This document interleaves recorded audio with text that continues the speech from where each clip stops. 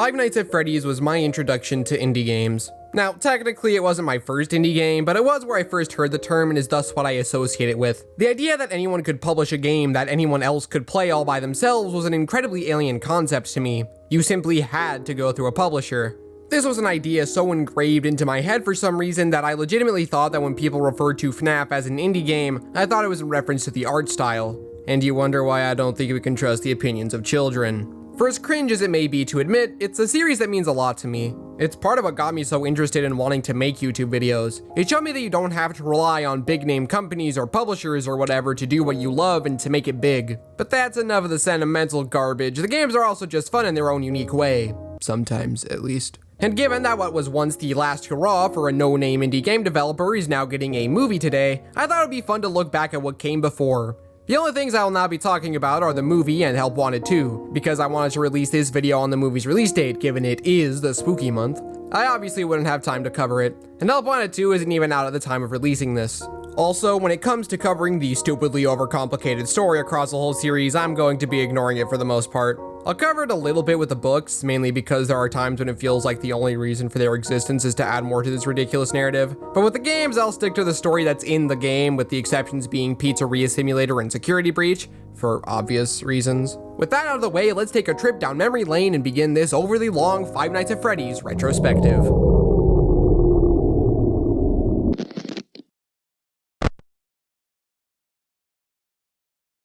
When I was 10 years old, this was probably the scariest game I'd ever played. But as a 19-year-old, it's surprisingly relaxing. That's not to say it doesn't still give off spooky vibes, just that nowadays it isn't nearly as scary as it once was to me. The atmosphere is arguably the first game's biggest strength. The whole place feels abandoned, what with the cobwebs, the empty soda cups, and the general messiness of the office. It's also dark, you can't even see the entirety of the office. The blaring noise of the fan you hear throughout the night, the occasional carousel music in the background, the dum-dilly-dum-dum, that you can't exactly pinpoint where it comes from. And before you say it, I know that it's Foxy, okay? I'm not an idiot, I was just trying to make a point. This is also the game with the best character designs in my opinion. None of them are my favorite here, but I personally feel that this is the only game in the series where all of the characters' designs are perfect. Every other entry has a mix of stuff I like and stuff I don't like as much. Beyond that, this is the only game where all the designs feel like they could be both appealing to kids as well as creepy. The game also has a lot of personality. The creatively named Phone Guy adds a bit of humor and levity whenever he's talking, which is then brilliantly taken away after Night 4. You can boop the Freddy nose on the poster to make a honking noise and other small stuff like that. There's also the hidden story. Now, in the effort of making sure that I can make money off of this video, I'll be largely ignoring any story that isn't directly in the game itself. Needless to say, I think that it adds a layer of creepiness and intrigue that makes the game a lot more interesting. I say this because the core gameplay on display is really simple. There's a reason so many people don't really take the game seriously, even ignoring the whole security breach debacle, which we'll get to, don't you worry. You have to look through the cameras to keep track of the animatronics as they make their way through the building towards your office. Once they arrive at the doors, you close them until they go away. And while you do all this, you need to keep an eye on your power consumption, because otherwise you'll die unless you catch a clutch 6 AM save. There are a couple of problems here though. The biggest is that checking the cameras is kind of useless, at least to track Chica and Bonnie's progress. Since they'll just show up at the door regardless, there's no real point in watching them on the cameras. If looking at them on the cameras froze them in place while you're looking at them, then I would feel the issue would be mostly resolved, since it would add a bit of a risk and reward system, especially since you could only use it on one animatronic at a time. So who do you prioritize? If one of them was at the door, then it would also add to the power prioritization, since you'd have to decide if flipping up the camera to stall their progress is a good use of power at that moment. This would end up making the game a lot more interesting, at least in my opinion. The second problem is that I watched Tech Rule's video on dissecting the AI, so I now know how to cheese the game. Freddy didn't move a single time on this latest playthrough of the game, which I think is a testament to how underwhelming it can be if you know what you're doing. The game almost relies on you panicking and not knowing what's going on because it's there that you can forget how simple the game is. It relies on your desire to know where they are and what they're doing. But this is where the relaxing part of it comes in. Once you get into a rhythm, it's kind of satisfying to plow through. I can play this game while doing all sorts of other things since my full attention isn't required to get through it, and nowadays I think that's its biggest strength. Despite its simplicity, I can see why this game ended up being as big of a success as it was. It was something different and unique. It wasn't trying to be like any other horror game at the time. Scott Cawthon just had an idea for a game and he executed that idea. Add to that a hidden story that got people wondering, and big name Let's Players finding it, and from there the pieces add up. And when you've got a successful product, you can be sure it's going to be capitalized on. And Scott wouldn't wait long to capitalize on it. For a while, I'd kind of written off Five Nights at Freddy's 2 as fine, but after some deep inner soul searching, and another playthrough, I've come to the conclusion that this game kinda slaps. But it isn't without pitfalls of its own. The biggest, most obvious downgrade is that of the atmosphere. Despite being in a 4:3 aspect ratio compared to the first game's 16:9, it feels less claustrophobic. Everything outside of the camera is brightly lit, there's a hallway right in front of you, and 2 vents to your sides. This is supposed to make you feel more like an exposed target, but it ultimately ends up making me feel like there's more room to stretch and breathe. The colors are more vibrant and it doesn't feel abandoned or deserted.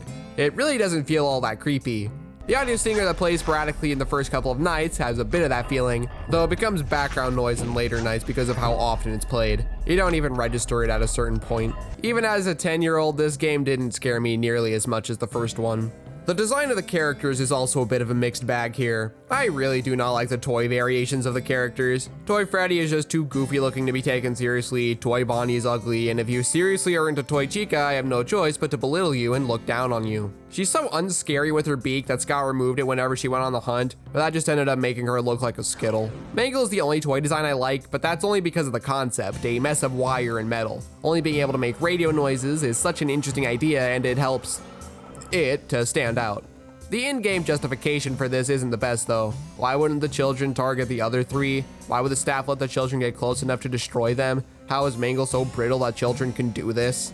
The withered versions don't fare too much better either. I don't know, I kind of feel like they're all too similar to their original counterparts for me to be that interested in them. Regular Foxy and Withered Foxy just blend together in my head. Withered Freddy is just like regular Freddy, but with a few changes here and there that make me not like him as much.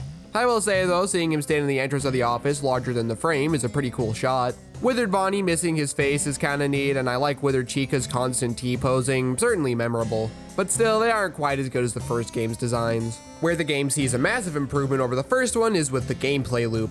There's a lot more going on here, a lot more to keep track of, and it ultimately makes for a far more engaging experience. You've got a flashlight that you use to ward off Withered Foxy, the vents where the majority of the animatronics end up going to try and enter your office, and Camera 11, which houses the music box you need to wind up. It does share the same problem the first game had, where the camera isn't used that much, but it's even worse here because at least in that game it had the advantage of the camera freezing Freddy in place and preventing Foxy from moving. But in 2, it's just wind the music box screen. On later nights, you don't even have time to check the other cameras. This issue doesn't bother me too much though, because everything else is pretty great. Having to juggle so many different threats, each in a different way, means that there's a lot less downtime than in the first game. You're always busy doing something. You can't spend the whole night with the camera up because then the other characters can just pull the camera down and kill you. You can't have the Freddy mask on the whole night because either the puppet or Withered Foxy will kill you. And you can't endlessly flash down the hallway because of your flashlight's battery. It's all about finding a good balance, and it makes the game exceptionally fun. The difficulty curve is also basically perfect, and it never feels unfair. Except for Night 6. I have no idea why Withered Foxy is such a piece of trash on this night, but he always gets me every single time.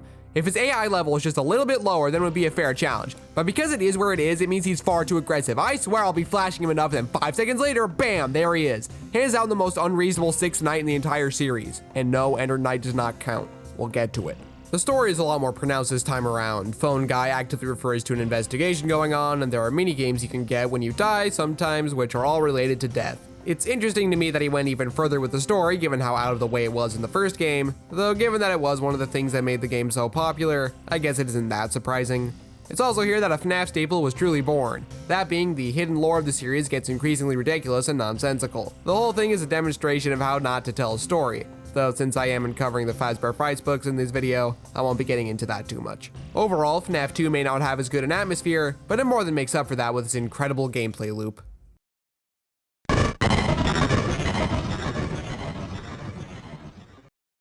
Five Nights at Freddy's 3 is my least favorite game in the series, and yes, that's even taking Security Breach into consideration. We'll get there, I promise.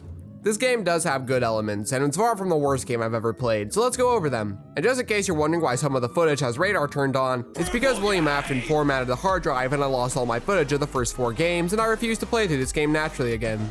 And if you're wondering why it looks sped up, that's because William Afton caused it to be recorded at 23.76 FPS for some ungodly reason. Firstly, I love the atmosphere here. It has a very distinct color palette compared to every other entry in the series. Almost everything is green with brown accents. You can practically smell the mold and mildew here. It honestly has the greatest aesthetic identity of any game in the series, and I appreciate that. Springtrap is perhaps the greatest character Scott Cawthon has ever designed. His eyes are so expressive. Whenever he's looking at you from the hallway in front of you, it looks like he's excited to get in there and murder you. Whenever he's at the door, it's almost like he's a little underwhelmed at how easy it was to get to you. I like how you can see these fleshy, stringy things underneath the costume and the parts where the fabric has been torn away. I'd say what they are, but I like money too much to do so. I also just really like his role in the story. The murderer who puts his victims inside the suits ends up suffering a horrific death inside of the suit he used, living on in the same way they did. It's a really cool idea, and I think if the series were to end as a trilogy, it's a great idea for the final main animatronic you face being the main antagonist of the whole series. The concept of the spring-lock suits is also a really neat idea. I love how much thought went into explaining how they work. It sounds like something that could feasibly exist in real life. The story in general is pretty alright here, if a little basic. The mini-games after each night shows the evil purple man dismantling the animatronics and inadvertently releasing the spirits of the victims, who scare him into putting on the death trap suit in a blind panic. But doing only that leads to the bad ending. And if you're wondering why I'm referring to them as victims, it's because of my inner capitalist greed. The idea of multiple endings gets stretched a lot in a certain game I've already mentioned a few times throughout the video, but here it works fine enough. Getting the good ending is kind of ridiculous with what he expects you to do, like using this random set of tiles on the wall as a number pad. Great game design right there. Outside of stupid stuff like that, I like how the good ending is putting their souls to rest and allowing them to find peace. It's pretty satisfying. And that's all the nice stuff I have to say about the game, so let's start complaining. I'll begin by saying that the Phantoms are some of my least favorite designs in the series. Phantom Balloon Boy's mouth is goofy looking, the puppet and Mangle are both basically just the same as their FNAF 2 models, only retextured. The same could be said for Chica and Foxy too. That's 3 for 3 on Foxy designs that are only marginally different between installments. Freddy looks fine, I guess. Better than Toy Freddy, I suppose, but he's still one of the weaker designs in the series. But where the game ultimately suffers the most is with the core gameplay loop. I love that for once they actually incentivize you to look at the cameras with Springtrap, but once you find him, it's far too easy to just keep him cycling between 2 rooms, even with the amount of audio lures you have restricted. The game attempts to account for this by not only having the cameras be super staticky and unreliable, with the surroundings being really dark, but also by having him hide. He'll either make his presence known by staring directly into the camera, or he'll attempt to stay out of view of the camera. Sometimes only his arm or whatever is visible. This could be mildly fun for a bit, but it gets kinda old real quick. Mainly because, again, once you find him, you can just keep him going in a circle with little to no effort. To ensure you're not doing this the whole time though, you'll have to flip over to the maintenance panel throughout the night, rebooting the 3 systems that tend to fail. It's a fine enough idea, but it's not really as snappy as the previous games. There's a jerky start and stop rhythm throughout the game, and compared to the other games in the original run, it's by far the least satisfying. Flicking the camera up and looking at each of the doors is responsive and gives you a feeling that you have complete control over all of these systems in FNAF 1. FNAF 2 throws a ton of different things you need to balance, and it only works because it can easily chain winding the music box to putting the Freddy mask on to flashing the light down the hall in a matter of seconds. I'll get into the 4th game soon, but needless to say that while it's a bit slower paced, it still feels snappy despite that. There's just so much waiting around for stuff to happen, waiting for Springtrap to move so you can send him back to the room he was just in, waiting for the maintenance panel to finish rebooting so you can get back to the camera. The Phantoms don't exactly help with this either. When they attack you, Springtrap gets more aggressive, and duplicates show up throughout the map. That's a good reason for you to want to prevent getting attacked by them, and it gives more urgency to fix that problem. Some Phantoms only appear on certain cameras, and as long as you've got a good cycle going for Springtrap, you'll likely miss them. Phantom Balloon Boy is easy to get rid of, you literally just need to ignore Phantom Freddy for him to not attack you. They're just not engaging.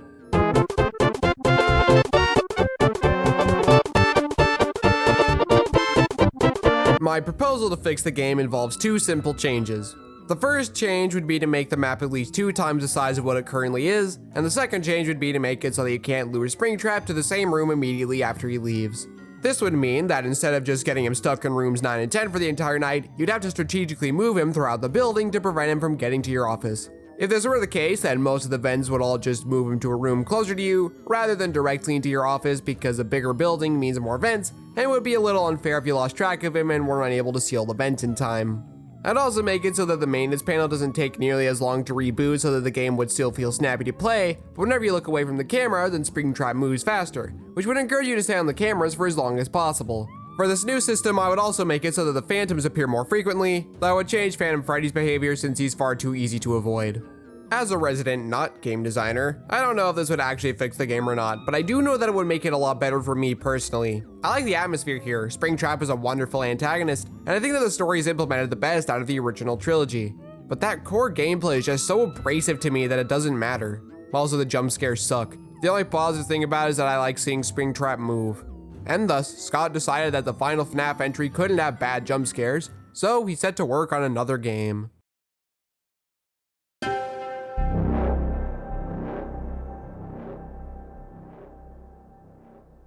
Five Nights at Freddy's 4 is easily my favorite entry in the series. We don't do objectivity on this channel, and I think it's important to note that while other entries are a lot stronger in a lot of ways compared to this one, I still consider it to be the best in the franchise. And it all comes down to that gameplay loop. But first we need to talk about the other stuff.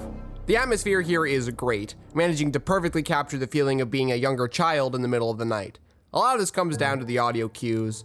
There's a bass string playing in the background, setting up a feeling of dread, the dogs occasionally barking in the background, the chimes of a clock, the radio, the footsteps of the nightmares, all of it immersing you into the environment wonderfully. The two things Scott Cawthon is best at are easily his impressive modeling skills and his audio design. They've always remained the most consistent elements of the series, even when I don't particularly care for the designs of the characters. Speaking of which, the nightmare animatronics design. On the one hand, they are not scary. They are cartoonishly over-designed. On the other hand, I don't care. Given that the game intends to present a child's nightmare, I think that these designs are something that a child's mind would come up with, and it would absolutely freak them out. I know if my mind came up with them, I'd be terrified. I like their designs, even if none of them are my favorite. I particularly enjoy Nightmare Foxy and Nightmare Fredbear's designs, don't ask why. It's just an inner soul thing, you know?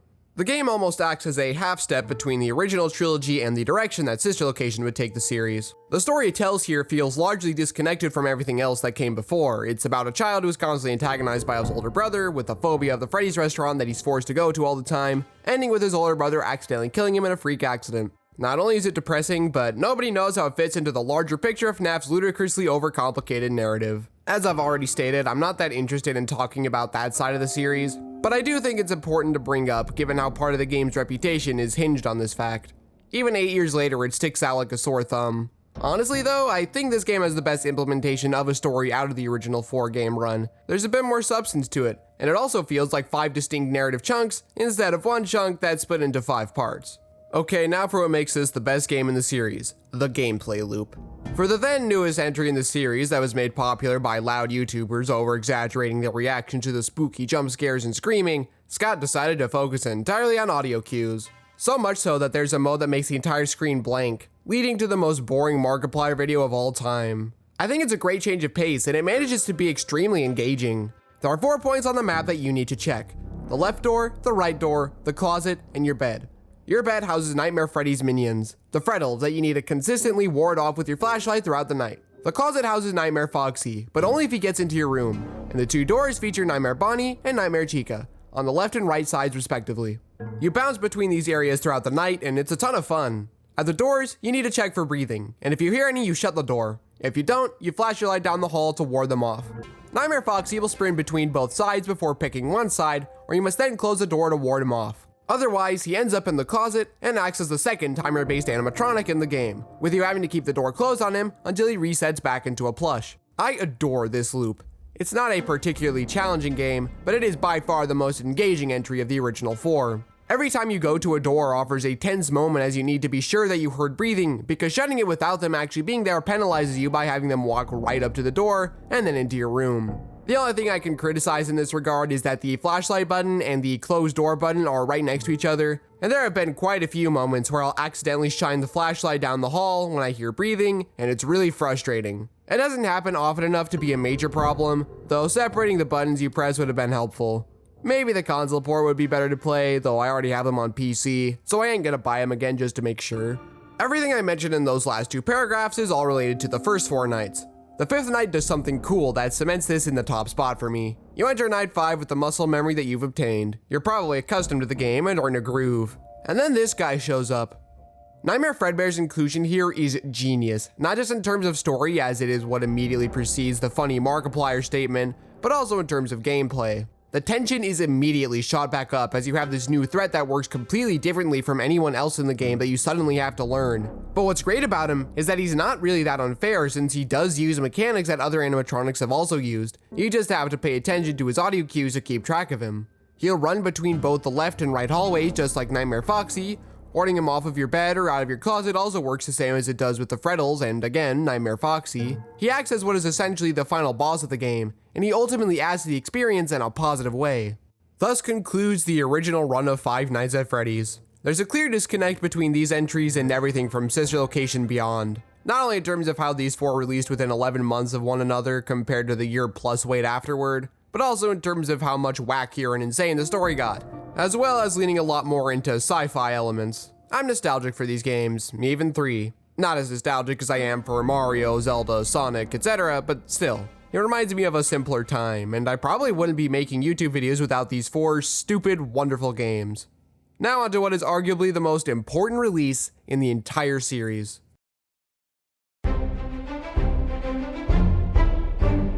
So, what was once a game meant to be a last hurrah in game development turned out to be one of the most successful indie games of all time. The fans made so many fan games that FNAF became its own subgenre.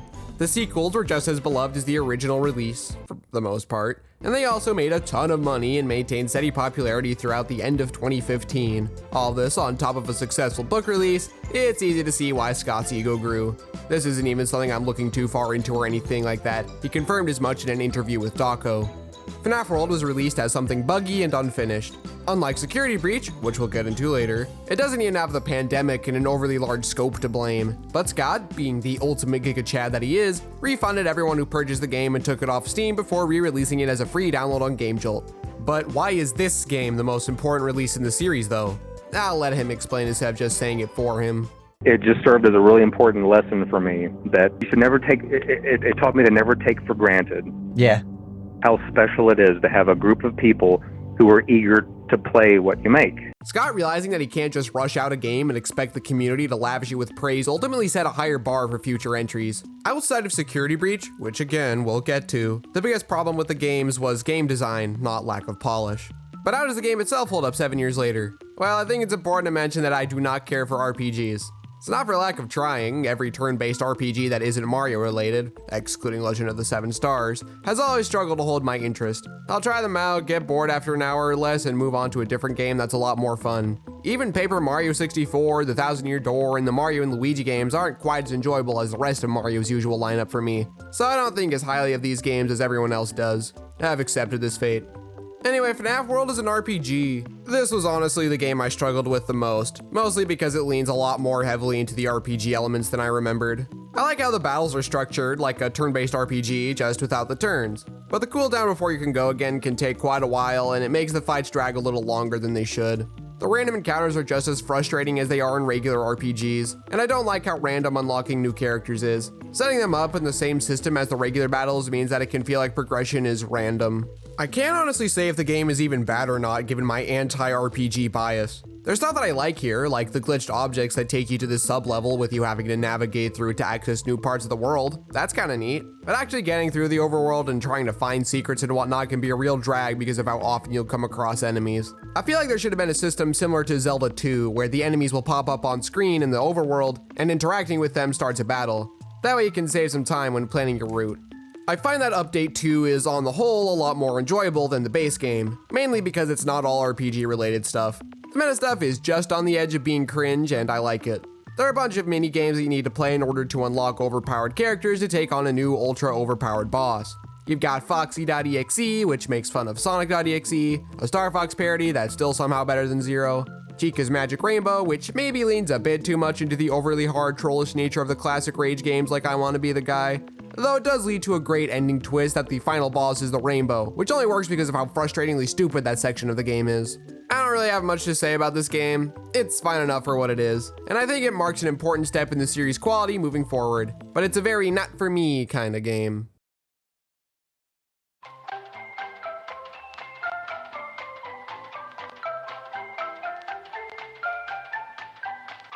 Sister Location is fine, I guess. For as many things that it does that I like, there's an equal amount of stuff that I despise. But we'll start with the atmosphere and character designs as always.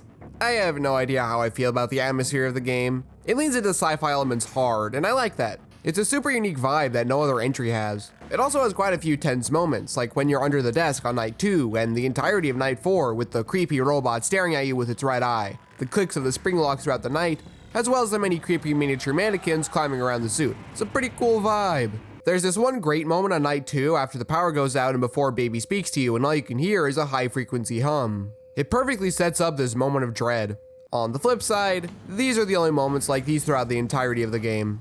I kinda roll my eyes whenever people criticize Security Breach for not being scary, as that's been a consistent thing with the series for a while, and it started here. I like the vibe that it sets up, but outside of that, there's really nothing to it. The character designs are also a mixed bag.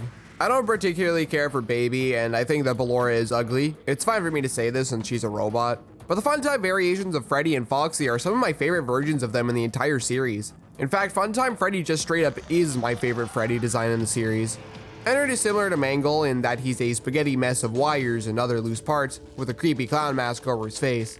I think Mangle's a better execution of the concept, though it's still a solid attempt here. I also like the idea for the jump scare animations. They are faceplates opening up revealing the robotic insides. It's pretty neat. The game also has the most involved story thus far. The previous entries had a disconnect between the narrative and the core gameplay. It was always off in the background, heard over the phone as you focus on something else, or it was completely separated, being told via Atari-style minigames. Sister Location's gameplay and story are far more interconnected. For one thing, there's proper voice acting. I think Andy Field is the perfect voice for the corporate Fazbear Entertainment, and he's arguably at his best in this game as Hand Unit. Kellen Goff does a fantastic job throughout the series, and is definitely the best voice actor in the series. And the rest of the cast is also fairly solid. I'd bring them all up, but I don't think they stand out quite as much as these two. As for the story itself, it's fine. As you go through the nights, Ennard uses Baby's voice to trick you into getting scooped so that the gang can escape and live among human society undetected. It does make me question why any of them would kill you on the first 4 nights if their goal is specifically to kill you via special tools so they can possess your corpse. It doesn't make a lot of sense. And just in case you're thinking it, I know it's Michael Afton, not you the player. No need to be a smart aleck. The gameplay of Sister Location is where the game truly divides me though. Unlike the previous entries, each night focuses on you doing something completely different. While this makes the gameplay more varied, it also leads to some tasks that aren't fun. The game kinda lacks progression. Even beyond that, the game is largely scripted, so any repeat playthroughs are going to be the exact same, which isn't something you could say about the first 4 games. It's a massive step down. Night 1 is similar to FNAF 3 in that there's nothing that can harm you. Unlike 3, however, because there's no central gameplay loop, it almost feels like a waste of a night. The only real highlight here is at the end when you're clawing through the vent and hear scratching, scraping noises. That moment is fairly solid.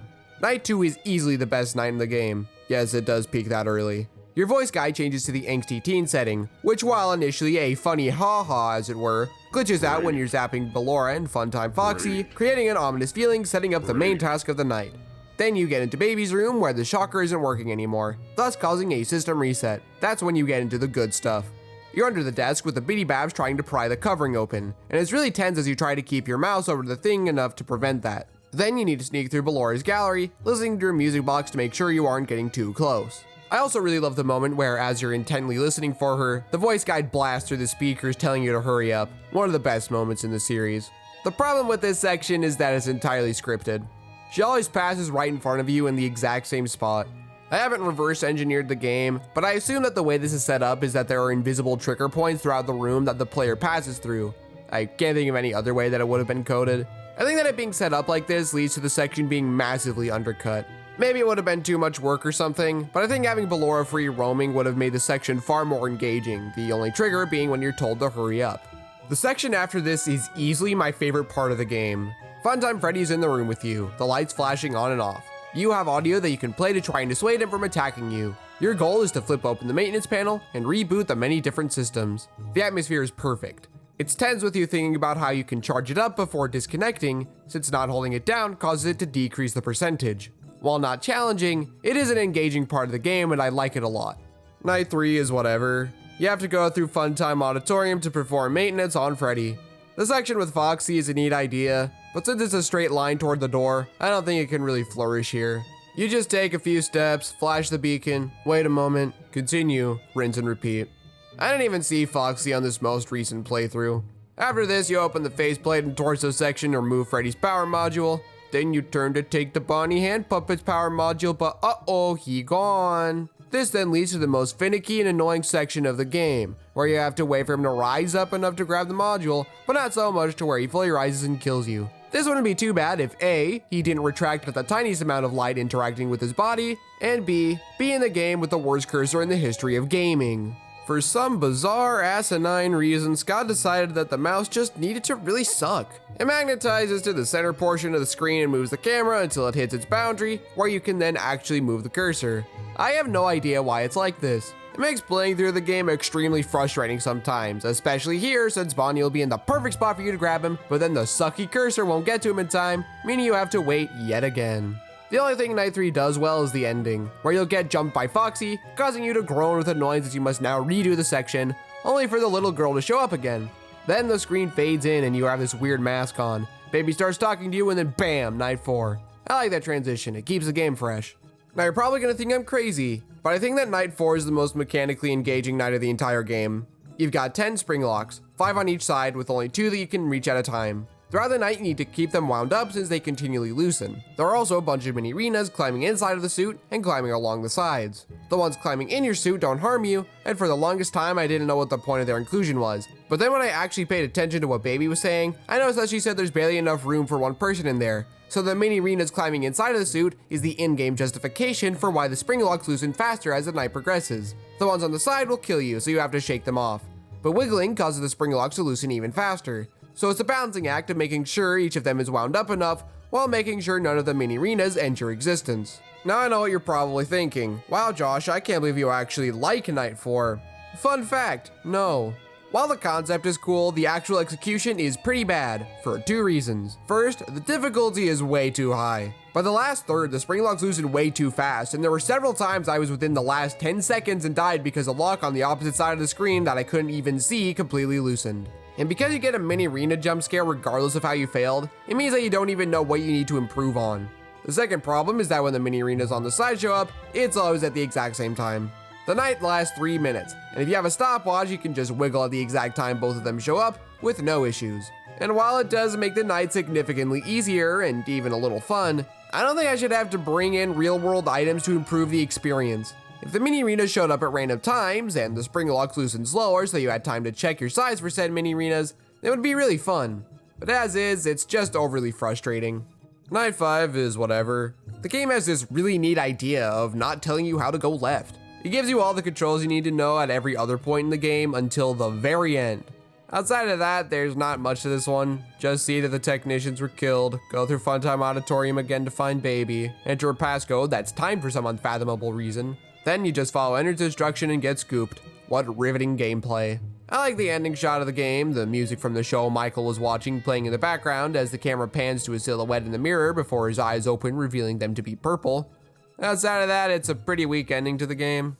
I like the death minigame here. Yeah, I couldn't think of any way to transition to this point.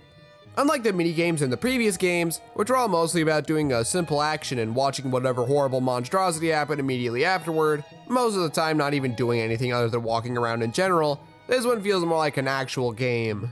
It's a puzzle platformer where you have to figure out the order to feed all the kids cupcakes with either the basic shot, the multi-shot, or the straight shot that instantly feeds them and passes through all of them on screen.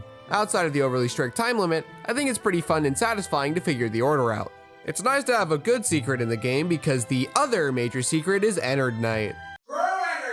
The power requirement makes it the opposite of a good time because of how ridiculous and unfair it is, being literally impossible to end without it being in the single digits. It can get down to 80% before 1 AM. Why are you like this? You use a combination of the audio cues that Ennard makes when he moves and his position on the camera to shut the correct door on him. He can just vibe at a door for a while if he feels like it, meaning that your run is probably dead and you'll have to restart. Otherwise, he's simple enough to track and keep out. This leads to pretty much every single failed attempt on this night feeling like it's not my fault but the game's, and when I win, it's like a stroke of pure luck with none of the satisfaction that should come after having overcome a hard challenge. The best part is that if you fail, you have to restart the entirety of Night 5, so it can take several hours to beat it. What a totally reasonable system! Despite how much Ennard Night sucks, it would become the basis for the Custom Night update, which is easily the best part of Sister Location. It's structured a lot like the first game, with doors to shut and power to manage, though now there are 3 entry points to manage and a fancy oxygen meter. There are 10 different animatronics you need to keep track of, Ballora, who will switch sides, and depending on which side you hear her music coming from, you shut that respective door. Funtime Freddy, easily the most mechanically interesting animatronic, will send Bon Bon to attack you, and depending on whether his prompt is to just straight up attack or to get ready for a surprise, you shut the side he's on or the opposite side respectively. He never shuts up, and trying to keep track of which side he's on remains engaging throughout the night, especially when managing everyone. For Yendo, you simply flip the camera up, though he drains your oxygen a ton. Funtime Foxy just acts like how Foxy does in the original game. Slow him, or her, the game can't really decide which one it is considering how Foxy is both on girls' night but is also given the pronoun he, down by looking at the cameras. Bonnet will walk across the screen where you have to click her nose before she gets to the other side. Biddy Bab will always be in the front vent with you needing to close it on her when she gets too close. Electro Bab doesn't outright kill a player, instead just draining the power, with you needing to administer a controlled shock to deter them. Lolbit has you needing to type LOL on your keyboard to deactivate it. The two mini arenas are given different tasks. One drains your oxygen if you don't shock them, and the other just covers your screen, blocking your view like a slightly more effective version of the blooper from Mario Kart. Granted, they don't cover your camera view, and while they do cover your cursor, because there are now hotkeys to shut doors and flip the cameras, you can just keep it at Bonnet's nose level and be perfectly fine. Overall, I think that it offers a fairly engaging challenge, and I like all the different sets that are on offer. It's not quite as good or satisfying as FNAF 2 or 4's gameplay, but still an enjoyable time going through it. Though it is fun, I don't think that it's worth going through all of Sister Location's base game just to unlock it. It is far too much of a hassle to go through with it. The only other thing worth mentioning is the story that it adds. While the gameplay is non-canon, the cutscenes you unlock after completing the challenges on very hard difficulty are canon. It shows what happened after Ennard and the gang stole Michael's body. Everything is hunky-dory, except for the fact they somehow didn't take into account the dead, I don't know if saying these two words back to back will get this video demonetized, so I'm putting in a bunch of words in between them, body they were possessing would rot, so they eject themselves into the sewer, and Michael stands up as if nothing happened. The secret cutscene you get for beating the Golden Freddy challenge shows a burned down Fazbear Fright, while Michael says he's going to find his father as Springtrap emerges, thus setting the stage for the finale. When it first came out in October 2016, Sister Location was pretty hype, but nowadays it's kinda just okay. It's got some good stuff, but it also has a lot of really irritating elements that make me never want to touch it ever again, even though the custom night is pretty solid. At least the music is good. On to good entry again.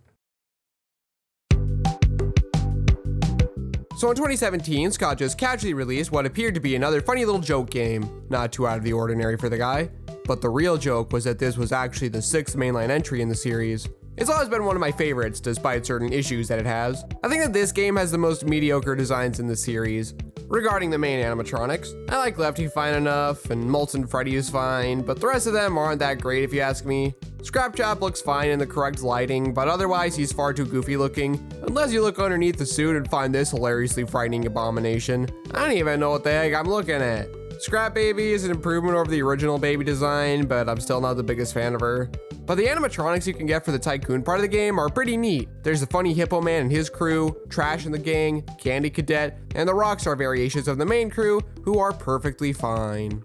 The music is once again nothing but bangers. I love the music associated with the Tycoon part of the game, it gets stuck in my head all the time. The track for Midnight Motorist sticks out to me for some inexplicable reason. It's just perfect for an arcade racing game. And the final track is so freaking epic, dude.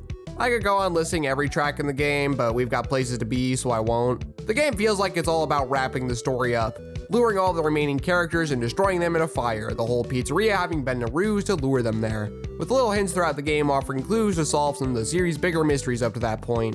You see Afton's first victim, there's this screen with all the gravestones, they explain specific elements of the Funtime animatronics design, even Henry's in this game because in this continuity he didn't do the whole unaliving thing. It really feels like a series finale, especially with the connection terminated scene. Of course, it is still a FNAF game and there are things like Midnight Motorist which are just confusing and make almost no sense to the overall story. The game is split up into 3 different gameplay styles, each of them being wildly different from each other. Unlike Sister Location though, these different styles are something you do on each day, meaning that the game can meaningfully build on each of them and give the game some proper progression. There's the titular Pizzeria Simulator, the office section, and the salvage section. You go through each of them in this order until the end of the week, and depending on what you do in each of these sections, you can get a whole host of different endings that I'll talk about later. The first one I'll talk about is the last thing you'll do each day, the salvage section. At the end of your shift, an animatronic will have been found in the alley and brought in for evaluation. it ties into the other two gameplay sections in a pretty neat way, with a successful salvage giving you more money to buy stuff for the pizzeria and to upgrade your office equipment, but it also adds them as a threat that you need to take care of in the office section. And while that might initially make you not want to salvage them, you don't get that epic final cutscene if you throw them back out. The gameplay here is pretty solid, a simple idea with good execution. Seeing if they react to the audio stimuli, an excruciatingly long, spooky series of sounds will play, with you having to notice if they react to it and shove the paper up in your face to write down whether they did. If they did move, you need to tase them, and while you could tase them every single time they move, it decreases the value if you go further than 3 times. You don't actually have to keep them in their pristine conditions to get the epic final cutscene, but the extra cash does help you out, so it's still a good incentive to wait for the right cue to strike. Overall, the salvage sections last exactly as long as they need to, and are some of the more memorable parts of the game. They're also notable for being the only time the scrap jab doesn't make me want to burst out laughing.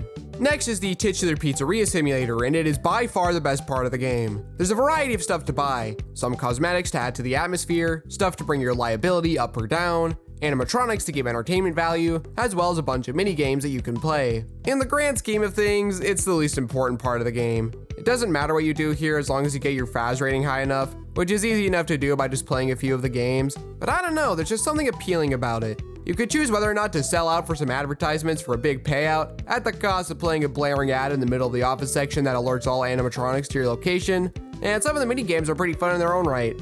Midnight Motorist has you needing to maintain a top speed without crashing like the pathetic failure that you are. Freddy Maze is like Pac-Man if it slowly turned into a creepypasta as it progressed. Failing at the ball pit for the first time might be the funniest moment in the series, etc. There are also lawsuits that you have to worry about, which makes you think if you want to buy something that has more liability. You can either fight it at the cost of losing the case and basically going bankrupt, or you can settle at the cost of spending a lot of your money. It's pretty fun and I like it. I may not have too much to say about this section, but I do really enjoy it.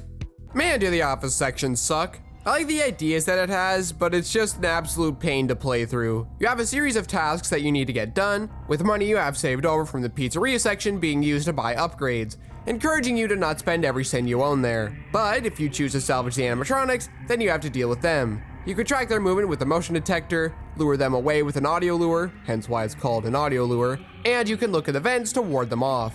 You also have to worry about what noise you're making, as the printing task makes a lot of sound, as well as the fan.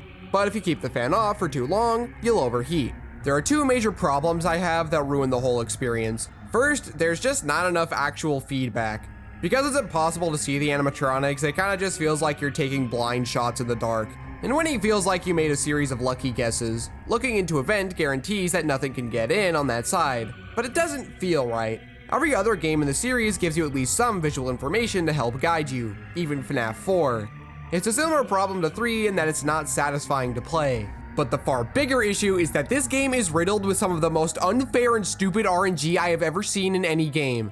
Half the time it doesn't even feel like it's your fault. If there are animatronics on both sides of the fence, it's over because it's impossible to ward both of them off, so you're screwed. This is why the audio lure is so important. But it's impossible to even know if the lure you set up is working because you can't use the motion detector and audio lure at the same time. And it's far too risky to switch tabs on the later nights, so it's hard to get a strategy down or to know what you've done wrong. But at the same time, going through the absolute suffering that is the final day is immensely satisfying because of connection terminated. Not only is this the big climactic moment of the series where William Afton is never seen again, but it also acts as a good moment of catharsis knowing that these jerks are all burning to death after all the misery they caused you. Multiple endings were introduced to the series in the 3rd entry, but Pizzeria Simulator goes wild with it, with 7 whole endings to get. The bankruptcy ending is the easiest one to get, just lose all of your money fighting a lawsuit. There's the bad ending, receipt from not salvaging any of the animatronics, which doesn't get a certificate just to ensure you have the knowledge you screwed up. The mediocrity ending is given by not investing in the pizzeria at all. The blacklisted ending, which is gotten by getting a liability risk of 50 by the end of the week. The insanity ending, where you do a thing to get Egg Baby in your office and then access a secret recording. The Lore Keeper ending, where you go to the secret area and Midnight Motorist minigame, then complete the Freddy Maze minigame without dying. And the Security Puppet minigame 3 times, which has always felt really arbitrary, but whatever. The number of times you have to do the Security Puppet minigame, not the Lore Keeper ending itself, I should point out. The completion ending is just going through the game as normally, basically. While all of these endings are fairly simple to get, they're all equally valuable and fun to get, unlike a certain other entry with a bunch of endings. So the question now is, how much does the awful office gameplay affect the overall enjoyment of the game? It's not really something that can be easily brushed aside. It's a major element of the game. After mulling on it for a while, I'd say that it does bring the package down, but not enough for me to say it's one of the weaker entries. I love the atmosphere of the salvage sections, and the tycoon section is really fun. The multiple endings are fun to get, and I like how some of them differ how you play the game. 2/3 of a fun game is good enough for me, even if the third that isn't fun makes me never want to replay it. They bumped my enjoyment of the game high enough for me to have an overall positive look at it, even though the office sections are awful. So yeah, it's a solid game.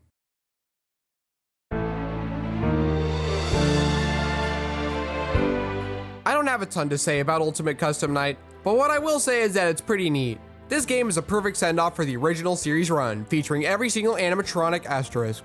There are some weird exclusions like that of Funtime Freddy or having Jacko Chica instead of Nightmare Chica, but for the most part everyone's here. There are a few visual things that bother me, like how the desk with the fan moves, but for the most part I like the visual style and how quick and snappy the feel is. The music is also a banger, just as it has been in the series for a while, so it's pretty epic.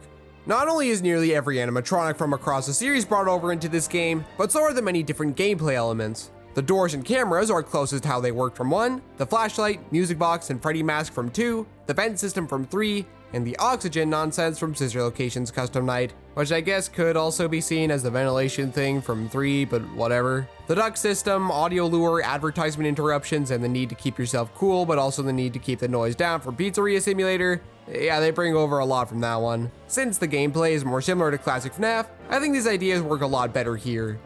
The only game that doesn't get a ton of gameplay representation is 4, because Scott knew that one was my favorite. Given how that gameplay was, I don't really see how any of those elements could have been brought over here.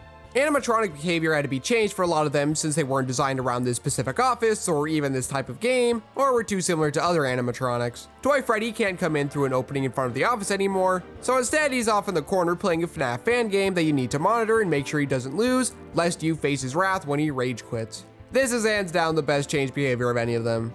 Funtime Foxy was just regular Foxy in Sister Location's Custom Night, and since regular Foxy's in this game, it's been changed to you needing to look at that camera at a certain time of night to not miss the show. Outside of Nightmare Freddy, all of the Nightmare animatronics have completely new behaviors. Nightmare and Nightmare Fredbear are mirrors of each other, being invisible to the camera and showing up in the right and left doorways respectively. Nightmare BB will be slumped over in your office, or he'll be sitting upright with you needing to flash your light at him if he's in the latter position. Nightmare Yon forces you to always keep your mouse cursor on the move as he fades in and out of existence all across the office and will kill you if you keep it on him for too long. Dee Dee will ensure that unless you have all 50 animatronics active, she will either add a new animatronic to the batch, or will change the difficulty of one of the already active ones, which always keeps you on your toes. Another thing I like about this game is that it encourages you to actually use the camera. Obviously it's dependent on which animatronics are currently active, but even if there aren't any that strictly require it, there are still reasons to flip it up because of the fast coins. Not only can you buy the plushes to dissuade other animatronics with it, but you can also buy other things like the death coin, which will remove one of the animatronics from the game. There isn't a single system in this game that feels underutilized, and I think that's pretty cool. The game doesn't really have a traditional progression system, but there are a bunch of challenges to complete, a lot of them having progression between them as they slowly ramp up in difficulty. And, depending on your score, you could unlock different cutscenes. Not the biggest fan of them, though I do appreciate their inclusion all the same. The voice lines from the characters are kinda neat, especially the legendary Mr. Hippo stories. The final cutscene of Golden Freddy twitching in the darkness as he slowly shrinks on the screen with a haunted piano synth is easily my favorite moment in the game. No, I have never gotten it legit before because you need to beat 4820 mode, and I have too much self-respect for that. I think that the neatest part of this game though is how it acts as a nice little epilogue to the series. Unlike Sister Location's Custom Night, this game makes the gameplay canon to the overall story. You play as William Afton in a perpetual state of eternal suffering at the hands of Golden Freddy, the one he shouldn't have killed. Instead of letting Afton pass on to the bad afterlife that starts with an H and ends with an L, he wants to personally torture him, a spirit who will never find peace. He's encouraged to move on and let go by old man consequences, but he never does, as seen in the last cutscene. He suffers just as much as Afton does for all eternity. It's a wonderful ending to the story, as well as a clever way to tie it into the continuity of the games. Overall, it's a pretty good conclusion to this era of the series, and I don't have much else to say beyond that. But before we move on to the current era of FNAF, we need to go over the books.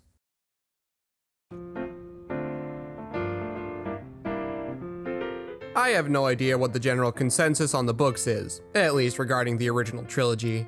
Nobody seems to talk about them, and when they do, it's always either apathetic or negatively slanted, at least from what I've seen. For years, I guess I just assumed that they were mediocre and moved on with my day. But I wanted to cover as much media as I could for this video, so I decided to give them a read. Also, in case you were wondering, I'm not covering anything from Fazbear Frights or Tales from the Pizzaplex, because I don't have the time or energy to read that many books. I have a life. Hopefully the original 3 are good enough for you. The Silver Eyes is long. If I were to summarize this whole book into one neat little review, that's what it would be. Though I guess a little more is in order. I suppose we'll start with the characters. Charlie's a fine enough protagonist, I guess. She's socially awkward, constantly questioning almost everything about her, like if her memories are hers and pretty much everything she says and thinks. Wonder if that sends something up, dude. She feels somewhat relatable. She's not the best protagonist I've seen, but she works fine enough for the story that they're trying to tell. John's character is that he likes Charlie and is concerned for her while also being kind of soft-spoken, I guess. He's a little better than the other side characters since he gets more whatever the book equivalent of screen time is. Carlton is that one kid from a small town who wants to get out and go to the big world. Jessica likes fashion and wants to be an archaeologist, and then after the second visit to Freddy's, she's kind of forgotten about. Marla is energetic and has older sister vibes. Jason is a child. Though as the book goes on and takes time to make him less of a brat who likes playing on his Game Boy, I found that he's one of the less forgettable characters. Lamar holds the flashlight for the group. That's pretty much it. Given the supernatural stuff that goes down in the book that he's present for, you'd assume that he'd be given something substantial to do, or say, given that earlier in the book he stood as the one furthest opposed to that kind of stuff, but nah, I forgot about his existence all the time while reading. However, out of all the characters in the book, I feel the most disappointing on display is the man himself, William Afton. Considering that this book answers one of the biggest mysteries in the series up to that point, the identity of the killer, I find it strange how little he gets to do. He just kidnaps Carlton, kills a guy, says some creepy stuff, and then gets the spring locks in his suit tripped. I feel like he could have been a better antagonist if he was in the book more. As it stands though, he's honestly kind of underutilized. Especially since pretty much every scene involving him is my favorite. What he is used for is pretty effective. The pacing of the book is also not that great. I feel like it's a little too slow at certain points, and they don't take as much time to develop the characters or advance the story given how much of a slow burn it is. I appreciate how much atmosphere they try to build, but there's quite a bit that can be trimmed to make it flow a lot better and be more engaging to read all around. At least if you're not going to give the characters more things to do to grow. Stuff like Charlie forgetting her keys inside the house and having us read about her unnecessarily long exploits in retrieving them, the ghost conversation that leads to Charlie talking about memories or something and how they linger. It's basically an early description of the concept of remnant that everyone just adores. The problem is that it doesn't add anything to any of the characters, and it has nothing to do with the story until the third book. Granted, how it's utilized with her final encounter in that book is a neat little callback, but it doesn't stop it from feeling out of place. The most egregious pacebreaker though is the second visit to Freddy's. Nothing that important happens during this 17-page section of the book. There are only 3 things of mild importance that could be easily changed to something else. First, Charlie and John play hide and seek, helping build their relationship. This is hands down the weakest moment of such, and cutting it doesn't really affect the relationship moving forward. Second, Jason finds a drawing that mysteriously changes. You could very easily just have him find this drawing when all the drawing stuff happens on the third visit without missing anything. Third, Charlie gets a cut on her arm. This wound is completely forgotten about until the climax, where she could have gotten it from any number of things. The immediate aftermath is that John goes to her hotel room to make sure she's okay, which could easily be changed to him noticing that she seems to be taking the memorial even harder than anyone else and wants to make sure she's okay mentally rather than physically. This frees up a lot of room to either make the book a bit snappier to get through, or to give more time to let the other characters get more defining traits.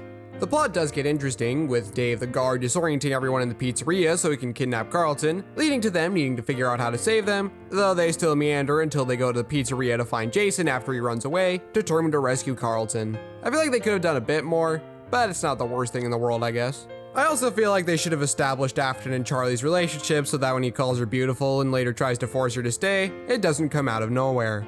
Now, given the context of the twist in the fourth closet that I knew beforehand, these statements make more sense. But I shouldn't have to rely on a sequel to make its predecessor retroactively better. Just have a flashback to an interaction from when she was 3 at Fredbear's Family Diner, where she looked up to him as an uncle figure or something. Or anything that makes us as a reader understand him a little more. Charlie wouldn't even have to remember Afton. It could just be something placed solely for the reader to get more context. The ending also feels surprisingly rushed. Like, you took your sweet time with everything else, but the resolution of the story happens in about 5 pages. That said, I do like how it ends. Charlie visits 2 gravestones, trying to conjure an appropriate emotion before remembering a small memory of her and her father in a wholesome moment, before anything bad happened. Honestly, the book as a whole wasn't awful. There were quite a few moments where I was engaged while reading it. While pretty much every single time Charlie and John go off to do something on their own contributes almost nothing to the actual plot, I appreciate that it takes time to at least try and develop them, especially at Fredbear's and the last time they go to her old house. The climax is also solid enough for what it is. I like how much restraint they show with the animatronics, mainly focusing on William Afton as the bad man, rather than the spooky furries. For book adaptation that puts a lot of emphasis on the story of a video game series where part of the appeal is the hidden and obscure story, as well as the general reputation of video game adaptations in general, I think it's better than it has any right to be. The Twisted Ones, for me at least, is a lot more enjoyable than Silver Eyes. I was surprised at how much I ended up liking it. For one thing, I like the pacing more, except for when it sucks. The order of some events could have been shifted so that when Charlie's kidnapped, we could just follow that with no breaks to hear about how Clay's wife left him. Other than that, I found that I kind of liked that it wasn't as much of a slow burn as the previous book. There are fewer pages and more chapters, so it's broken up a lot better. I think that the narrative it tells is more compelling. Mysterious murders somehow involving Springlocks have appeared throughout the town, the big reveal being that they are animatronics that bury themselves in graves in the day and then at night come out to kill. It's a wonderfully dumb idea with fairly solid execution for what it is. I do wish that the book spent more time on the actual mystery of it all. In fact, that's the one issue I have with its shorter length. The plot feels like it could feature a little bit more than what is currently present. The pool of characters is reduced to 4: Charlie, John, Jessica, and Clay. It feels more focused, and I didn't forget about any of their existence. They aren't that much more compelling than previously, though it is a bit better than in Silver Eyes. Charlie is obsessed with her twin brother Sammy and finding him. So intent on it that despite how impossible it may be, she ends up making a lot of irrational decisions that even end up getting her briefly deadified. While this addition does make her feel less relatable, I think it makes her a little more interesting than previously. John's I like Charlie stuff is even less subtle than previously. That is to say, there is no subtlety. Honestly, this was probably my least favorite part of the book. Actually, I take that back, it's my second least favorite part of the book. There's just not a lot of chemistry between them, and with how the scenes are written, it honestly makes more sense for them to just be close friends and not have any sort of romance between them. In fact, the climax would be better if John confessed his feelings to Charlie for the first time at that moment, rather than towards the start of the book when he asks her on a date, but what are you gonna do? Anyway, Jessica is basically the same, but because there aren't 5 other supporting characters to take time away from her, she isn't as forgettable. I also like how they fleshed Clay out a bit more here and gave him a role in the story. He also shoots the Frederick Fazbear, which is based. I think they're all a big step up, but it made it a lot more tolerable to get through this book. Now, this is a FNAF book, and it has its fair share of stupid stuff, as one would expect from the series. One of my least favorite tropes is the one where the college professor just happens to be giving a lecture that pertains to the main idea, theme, or plot of the story. It was done well in The Last Crusade, and then never again. The opening line of the book is this trope. The opening line! Afton calling himself Springtrap is cringe and hilarious. I had to put the book down for a moment to process what I had just read. It's so stupid that it immediately sucks out the tension that the scene beforehand was building up, and it makes him such a lame villain. Easily the worst thing the book does. Speaking of stupid, Charlie's plan to get caught by one of the twisted animatronics. I have no idea why she thought this was a good idea, and it was actively frustrating reading that section. You're just an idiot.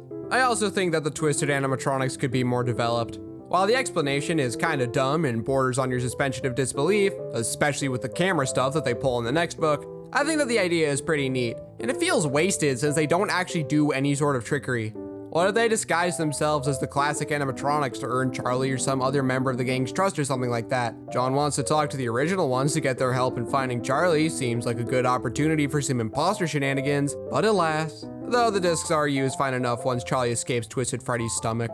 The climax of the book is fairly solid in general, up until it isn't. I think they managed to get the disorienting feel in words as well as they could have. The animatronic brawl is honestly a bit too stupid for me to take seriously, especially when compared to the other 2 books. Foxy proves that he's still the worst even after FNAF 2 Night 6 by failing to fully stop Freddy, who then eats Charlie alive once again and kills her. The book ends on a cliffhanger, and while it isn't quite as good as Across the Spider-Verse or whatever, it is a really intriguing one.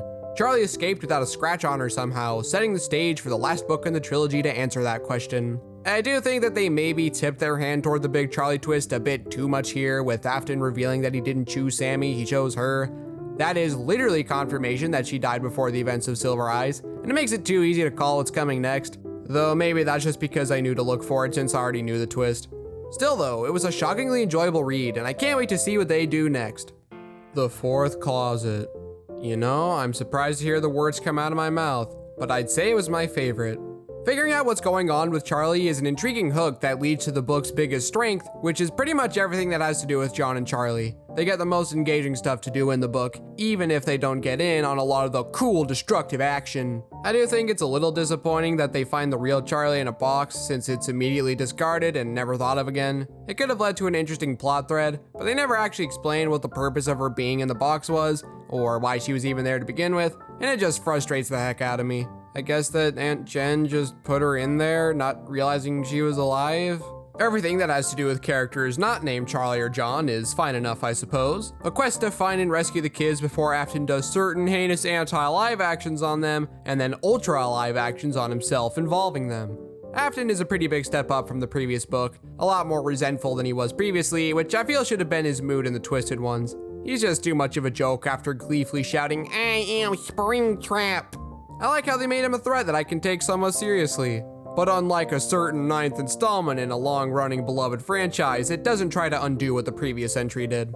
The book splits the perspective quite a bit throughout, and it works a lot better here because any time it happened in the previous two books, it felt out of place because of how sudden it was and that 95% of everything else was from Charlie's perspective. Sometimes it can be pretty strange in hindsight, like immediately after John's first interaction with fake Charlie in the book, it changes to her perspective and is told like it's actually Charlie. It does the same thing again when they're at the diner. Then after she opens her tum-tum in front of Aunt Jen, it still says the thing from her perspective, even though she's fake Charlie. But that last one makes sense since it's after they find the real Charlie. But it also makes those earlier moments feel more like they were done as red herrings to trick the reader, though when initially reading it, I found it engaging. I may have known the twist, but I didn't know any of the specifics, so it was still a little mystery to unravel.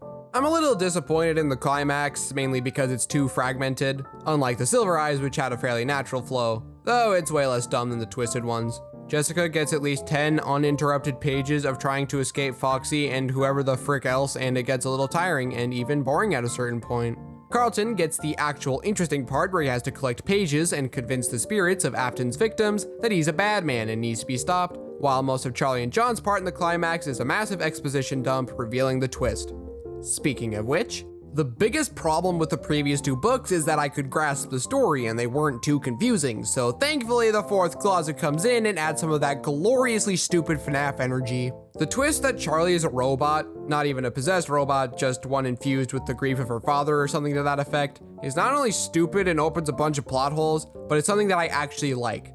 Negatives of the twist first. It feels like it was always a core part of the trilogy's narrative, but logistically it doesn't make a ton of sense. Like, if she ends up getting married to someone when the two of them are 20 and then 50 years pass and her partner is 70, is she still gonna look like she's in her early 20s? Because if so, that's gonna look really creepy to anyone who isn't them.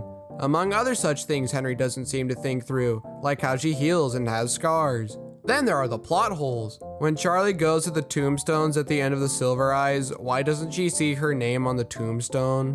Why do the illusion discs work on her? In fact, this is just something that's dumb about them anyway. How do they work on cameras? It's explained that they affect your brain, not your eyes. And last I checked, cameras lack sentience. You telling me that there wasn't a single instance where someone took a picture of her from further away for her entire 18 years of existence up to that point? Again, I think it was a twist that was always intended to happen, like in the very first chapter of the trilogy where she recalls that the third closet in her room was the big girl closet. Afton calling her beautiful out of the blue because he was admiring the craftsmanship that went into her design. The door under the house, the titular fourth closet, calling to her when she feels a part of herself behind it in the Twisted ones, along with her supposed death and fake blood being found in the pizzeria that they just assume belonged to Afton. Too much lines up for me to think it wasn't Scott's idea for her from the beginning, which just makes me question why some of these pretty large holes in the narrative are here in the first place. But I also really like the twist because 1, I like dumb things. I wouldn't care for the series anymore if I didn't. And 2, I think it's handled fairly well disregarding the plot holes and inherent silliness attached to it. It works well as a dramatic reveal, especially as it's presented as Elizabeth trying to emotionally destroy Charlie before physically doing so. I also really like the ending. John recalling a point earlier in the book where he awkwardly deflects him confessing his love for her when she tells him she remembers while visiting her grave.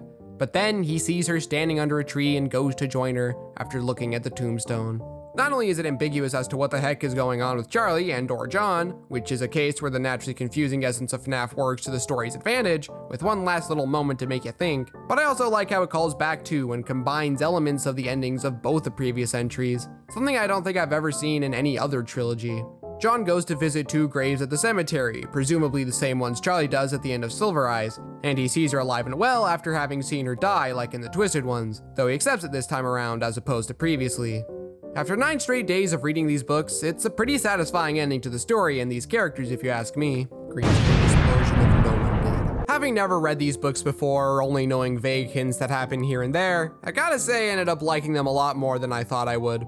I'll probably never read them again, or at least not for a really long time, but I did enjoy myself quite a bit while reading them. I guess I need to talk about the graphic novels now. So I don't have much to say about them. They act as quote-unquote substitutes for the novels, though there are very few instances where it's better than the books. The Silver Eyes easily got the worst adaptation. You lose a lot of Charlie's character by almost entirely removing her inner thoughts. It feels like it condenses too much, and it rushes through all of the major story beats. The tension involving Carlton in the Springlock suit isn't even close to how it was reading it. One thing the books do a good job with, especially Silver Eyes, is describing things, and you lose all of it here.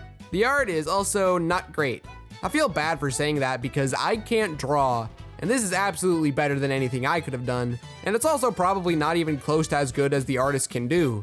However, it doesn't stop us from feeling like a fan comic, which if that's what it was, I wouldn't care. But this is a product that you can buy with real human dollars, and I think that the quality here doesn't reflect that. Again, no hate towards the artist, I'm sure that they are a lot better than what's on display here.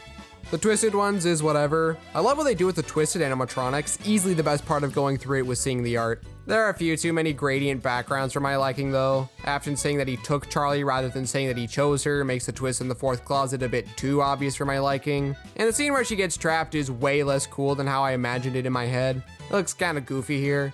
I think it's a big step up from previously, though it's not like that's saying much. I don't really have much to say. It's a fine enough version of the story, but the book was a more engaging experience for me. The 4th Closet is far and away the best graphic novel. It's the only adaptation that I think is on par with the book. For one thing, it fixes a couple of the most annoying inconsistencies. The first is that fake Charlie says the Italian place was where they had their first date, when in reality it was at a Thai place. This would be something I'd be willing to overlook if it wasn't for the fact that John is suspicious of her and thinks she is an imposter, and this would be a massive red flag giving her away. Also, when he sees the chip Ella has, it reads Afton Robotics, and then he gets mad at Charlie for some reason, something this version doesn't convey, which is for the better. Then Charlie points out that it doesn't say Afton Robotics on it, even though it literally did. These 2 changes already make it a vast improvement. On top of that, the art is better than the previous 2 adaptations, the pacing is better than the book, and the final encounter with fake Charlie feels a bit less sluggish to get through. Her entrance is more natural, along with the intercutting between that and Carlton's exploits. Honestly, I kinda prefer it to the book. The only thing I think it does worse is the ending. It doesn't hit quite as well as it does in the book, mainly because the part of the memory it focuses on isn't even the part that stings, and he also doesn't turn back toward the grave before approaching Charlie, which I feel is important as it shows he's accepted that his Charlie is dead, and that he can move on, a callback to earlier in the book where he refused to let go of that idea and actively avoided the new Charlie at all costs regardless. Of course, he was right to do it then because she was an evil murder creature, but still. It's a good ending that doesn't get translated quite as well to the graphic novel. Never thought I'd talk about books for so long, but here we are. Poor editing Josh has to make this visually engaging somehow. Now we move on to the current era of FNAF, and its many ups and downs.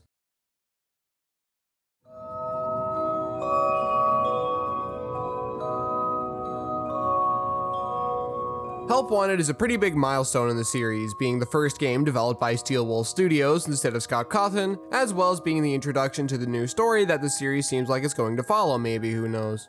Now, I don't own a VR headset, and I'm not enough of a tryhard to buy an entire VR headset for this one game, so keep that in mind. I guess we'll get the story out of the way first. I don't hate it, but I'm not the biggest fan of it or the direction that it takes the series. I do like the idea that you're playing as a new beta tester for an in-universe game. It's a fun idea for a game that's attempting to be the most immersive in the series. We learn of Fazbear Entertainment's desire to create a game in order to improve its public image, having failed previously when hiring an indie developer, which I think is a neat setup. It is the starting point of my least favorite aspect of the modern FNAF story, being how the company is incorporated into it, but they aren't a major factor in this game. It's mostly relegated to Fazbear Frights, so I won't complain about it in this video. Outside of the setup, I don't particularly care for it, as I've already established I am such a good writer. The biggest problem is that it just feels like a creepypasta. We scanned in the ancient hardware and accidentally unleashed William Motherfrickin' Afton into the game's code, and it caused one of the playtesters named Jeremy to pull a Henry with a paper guillotine cutter. I'll get into my major complaints involving Afton later, but for now I'll just get into my problems with Glitch Trap. In concept, I'm fine with his existence. An intermediate antagonist to act as an origin for the new series antagonist. There are two problems here that retroactively ruin him though. First, Vanny has done nothing, has no role in the story, and is barely even a presence in gameplay in the next entry. For as optimistic as I am about Help Wanted 2, having Vanny removed from the story in the prior game means that the story probably won't be able to hook me unless they do the exact same thing that they already tried. Second, and what I'll be complaining about at length later, is that William Afton comes back even after this point. It's hard not to look at Glitch Trap as the first sign that they refuse to let go of him as an antagonist. He's not even that interesting. Sure, by the time we got to the fourth closet in Pizzeria Simulator, he was kind of wacky, but I think he still functioned as a compelling antagonist. He was afraid of death and lacked a soul, making his heinous actions easier to accomplish. It's because he's a real tangible person with a brain and a desire that makes him a good villain. Glitch Trap is just a malicious bit of code. Sure, the ending where you're lured into the back, just like the real Afton would do, before you're then watching the dining room of the pizzeria from Freddy's perspective as he dances around is great and one of my favorite parts of the game for how creepy it is, but it was just programmed like this. It has no autonomy and it makes for a boring villain. I didn't have a problem with it back when the game first released because of how it was incorporated into the game. Getting less opaque and creeping closer the more tapes you collect, it's done pretty well. But this was during a time when I thought they would move away from using him. I thought they were using him as a way to introduce a new villain. But no, and as such I don't have that much goodwill for him. Then again, apparently he might actually be the Mimic introduced from Tales from the Pizzaplex and brought into the games in Security Breach Ruin or something. I don't know, I haven't been keeping up with the lore or whatever. Thankfully, the actual gameplay is pretty solid. It's broken up into 7 different sections, focusing on a different gameplay style, including a full VR remake of the first 3 games. Of these remakes, FNAF 1 is easily the best. The perfect atmosphere from the first game is brought in here, and I would love to experience it in actual VR. One of the things that makes the original game so spooky is that you never actually see the animatronics move, with the exception of their jump scare. In terms of developing the game, this is just so that Scott could save development time by focusing on poses rather than spending time animating every single character, but it also has the benefit of making them harder to read. I think it's one of the biggest reasons the game scared me so much back then. In VR, you can see them move, and while initially it might seem that this would make them less scary, the solution to this is that you can see Bonnie and Chica strolling down the hall past your office, and unless they start to turn, you can leave the door open.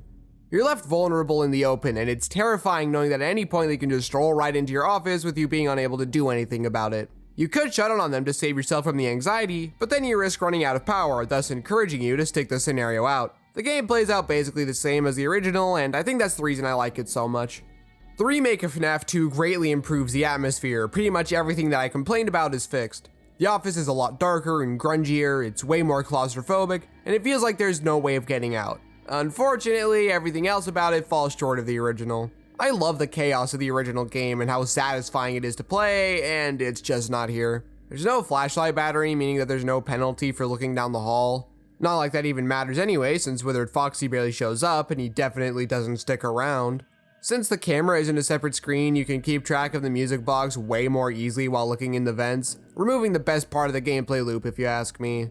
The Freddy mask is on the other side of the screen and it takes longer to put on, thus making it less satisfying and far slower than the original. Granted, this is something shared with 1 and 3 as well. The difference is that even in the original releases, they're slower paced than 2. Maybe it's better in VR where it's like you're really there, but in the cringe, lame, flat screen version, it's just not as fun.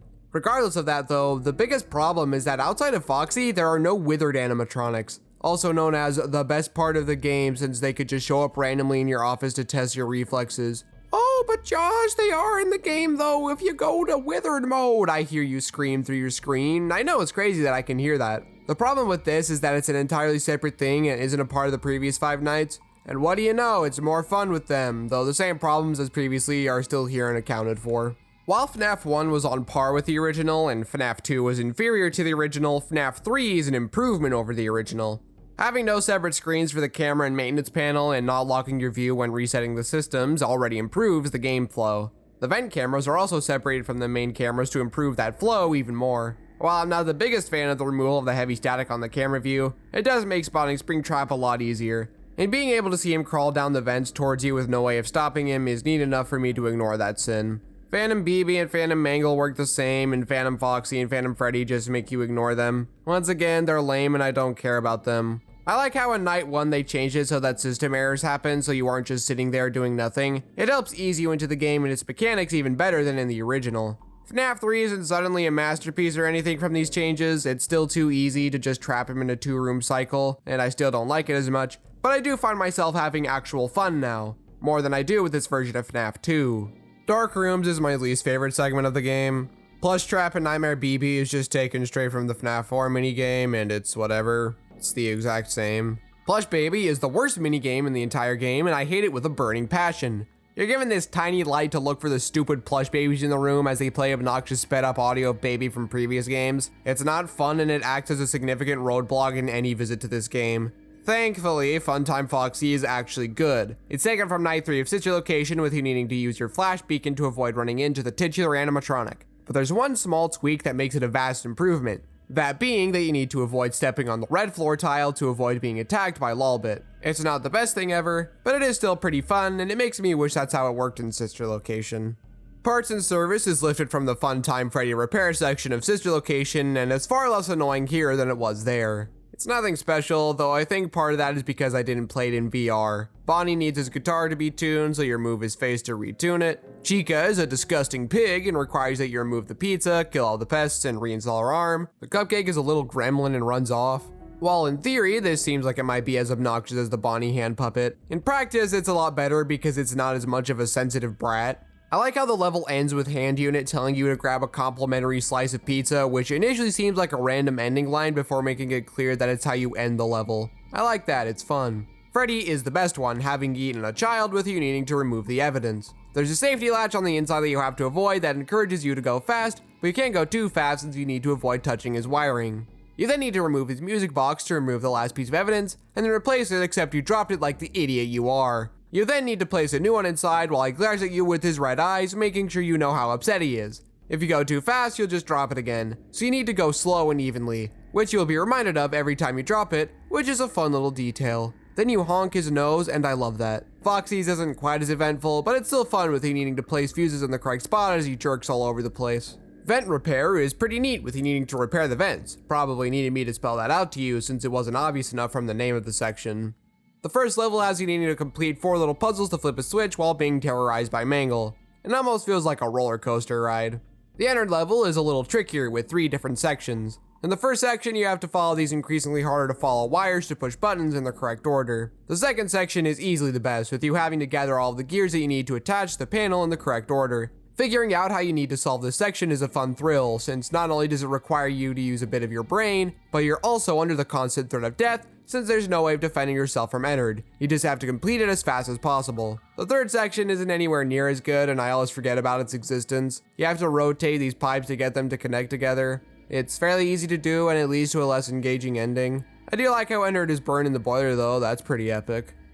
FNAF 4 wasn't remade in VR, only slightly annoyed that my favorite FNAF game didn't get a true representation here, especially since Night 5 would fit right in with how hard mode works in the game. Though at the very least, Night Terrors does at least capture the vibes of FNAF 4. Funtime Freddy acts kind of like Bonnie or Chica maybe. He'll show up in the hall and you need to close the door on him, or something like that. Bonnet will jump at you, but it's merely a distraction. It's pretty easy, and I still don't really know how it works. Nightmare Yawn is pretty fun, with you needing to close the door on him, but also looking through the room to drive his tentacles away with your flashlight. As stated 5 seconds ago, it's fun and engaging. I like it. Circus Baby sucks. You need to close the door whenever she spots you, but if you keep the door closed for too long, it causes the plush babies to have a seizure and murder you. What a crazy coincidence that the 2 worst minigames in Help Wanted both involve the plush babies, who would have thought? This time it's just too easy and boring, but it still requires your full attention to make sure you're not waiting too long to close the door or holding it for too long, so it's mostly just miserable to play. Nightmare Fredbear works the same as he did in FNAF 4, though it isn't quite as engaging since you can look at the bed from pretty much anywhere in the room rather than at that specific screen like in the original. Aside from that, it's just as good as it was there. On top of all of this is the hard mode that you can access by flipping this switch. At least I think it's supposed to be a hard mode, it's kinda hard to tell. I'll keep this brief, I do not like this part of the game. A lot of them just feel like repeat visits but with a palette swap, like the Bonnie and Freddy maintenance. FNAF 2 is a little harder, but not much more than going from one night to another was in the original game, and the same goes for FNAF 3, though this time the building is on fire, which is quite epic.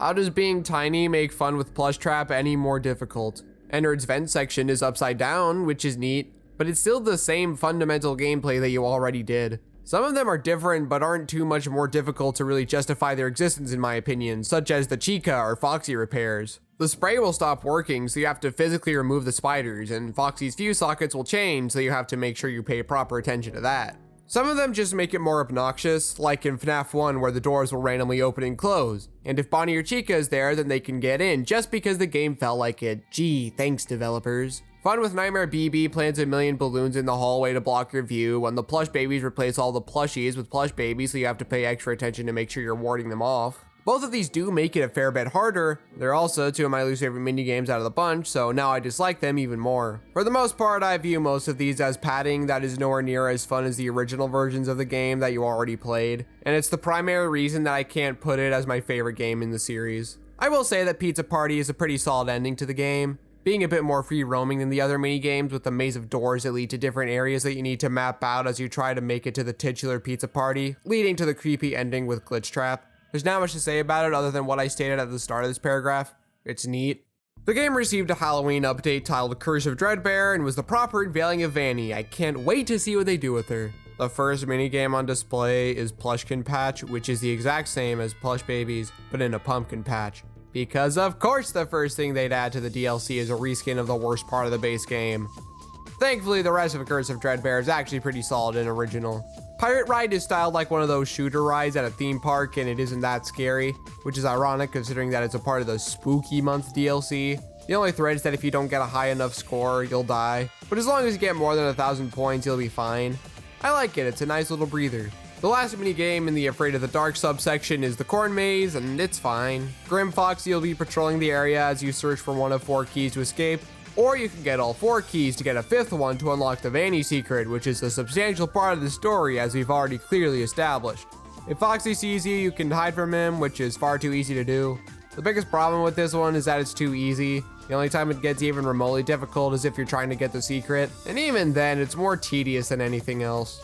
The Spooky Mansion subsection is of much higher quality than the previous one and stands out as the best content in the DLC. Hallway Crawl is a phenomenal minigame with you having to get to the end of a hall while avoiding the nightmare animatronics. The atmosphere is wonderful. They somehow found a way to turn this simple concept into something really gripping and tense. Nightmare Freddy forces you to keep a move on by remaining ahead of him. Nightmare Foxy forces you to only walk when it's not thundering, and Nightmare Bonnie and Nightmare Chica will open the doors to check outside, with you not being able to move if you get too close to them. There are never any moments of downtime, and it remains consistently fun and engaging throughout. It's arguably the best minigame out of the entire DLC offering, and one of the best ones in the game as a whole. Build-A-Mangle has you needing to grab the parts shown on the monitors in front of you from 2 conveyor belts and put them in the chute in front of you without throwing in too many wrong parts, as doing so will result in Mangle killing you. But if you don't throw in enough parts, Mangle will kill you. There are also the Freddles, but they don't do much other than obscure your view. It's not the best thing in the world, but it remains decent throughout. Trick or Treat has you needing to peer inside the house to figure out who's coming to the door, and then put on their respective mask. It's pretty fun trying to keep track of them, especially as other animatronics come to block your view. Dreadbear is like parts and service from the base game, but Frankenstein themed, and it's definitely the best out of the 5 on display. You have to prepare his brain by coloring it, then enlarging or shrinking it depending on what number is shown, and finally matching the neural feedback loop by messing with these dials to get the frequency patterns to match. All while doing this, the power will cut out and you'll have to flip the switch to turn it back on. You can do so 3 times before he kills you. It's pretty fun and engaging having to try and do as much as you can before the power runs out. Danger Keep Out is the last subsection, consisting of 3 nights of one central loop, just like FNAF 1-3 in the base game. Initially, it might seem that it's a mere reskin of the original, like what the Plushkin patch did, but as soon as you get into it, you see how wrong that assessment is. There are no doors. You defend yourself from the animatronics by flashing them with the light. You get 5 of these flashes before you need to reset. The wooden planks will only protect you for so long before they're completely destroyed, so it's best to get rid of them before you're put into that situation. You can also flash Jackal Bonnie, Jackal Chica, and the cameras to make them leave whatever room they're currently in. Grim Foxy and Dreadbear add a bit more flavor to the game, with Foxy acting as he does in FNAF 1, but since there's no door to protect yourself, you need to flash him to get him to retreat. Dreadbear doesn't lose progress when you flash him, making him distinct from the others. he can instantly break through the planks on the right side, so you need to make sure he doesn't get too close. I'd argue that he encourages the usage of the cameras far better than any other entry in the series, and it's a shame that he doesn't come into play until Night 3, but I guess that's also how Freddy worked in the original. I'm mostly positive about this DLC, offering experiences that fit right in with the base game without being too derivative, at least if you ignore the first one on display. While I might not like the story and some of the minigames suck, for the most part, this is one of the best offerings in the entire series. There's a lot of variety in the content that it offers, and even when the content sucks, it still feels like it goes on for the perfect amount of time. It sits at a comfortable third place, behind 2 and 4.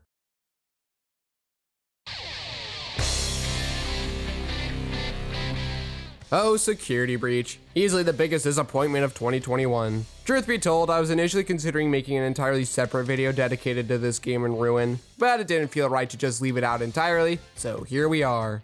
Over the past couple of years, I've reconciled my feelings on the game, and I enjoy it a lot more. Now, whether or not that enjoyment stems from what the developers intended or not is debatable, but regardless, I have found Security Breach to be more fun than my first experience. This is a heavily flawed game, so I guess we'll start with the most pronounced issue, the presentation. The performance of this game is flat out not great. I think it's important to mention that from birth to adulthood, I grew up on the Wii, Wii U, and Switch. I am perfectly content with a 900p 30 FPS experience as long as it's consistent. Graphics are toward the bottom of the list of important things in a video game. I also have a mid-range PC setup. The only thing that's actually on the higher end side of things is my 32GB of RAM, which I only got to make video editing smoother. It doesn't really have an impact on gaming. The problem with this game is that even on the higher end $1,000 PCs that I've seen on YouTube, the game struggles to run sometimes, which tells me it's an optimization issue. But overshadowing the lackluster performance are the glitches. If you've heard of this game, then you already know that this game is infested, being loosely held together with a couple strips of scotch tape. There's a video by Backseat Streams where he attempted to beat the game without seeing any glitches, and spoilers for the video I guess. It turns out that while theoretically possible to beat the game while only encountering a single glitch, the chances of that happening, even when you know what you're doing, are basically 0%. The game is severely underpolished, which is especially jarring given that the rest of the games in the series have been fairly solid, especially Help Wanted, which Steelwall also developed. I think that one thing people might overlook about this game is that this game was in development 2 years before the pandemic and released almost 2 years after the pandemic. While we'll probably never know how much this impacted development, I can't imagine that it didn't have significant ramifications for the game at large. Part of me wonders if the pandemic hadn't happened, whether the game would be significantly improved. Then again, while the game probably wouldn't have as many glitches, the core design might not have been that much better, because the second biggest issue plaguing Security Breach is its overambition. On the one hand, I think this clear ambition keeps my faith in the series alive. So many people have said that FNAF has sunk into the mascot horror lows of Garden of Banban or Poppy Playtime, which I feel is unfair. Those games are soulless and lazy with very few interesting ideas, mostly coasting off of the FNAF formula to try and make a quick buck. While FNAF is at least still trying, even if it does aesthetically fall within the confines of typical mascot horror. But on the other hand, the game has so many great ideas that it never really develops.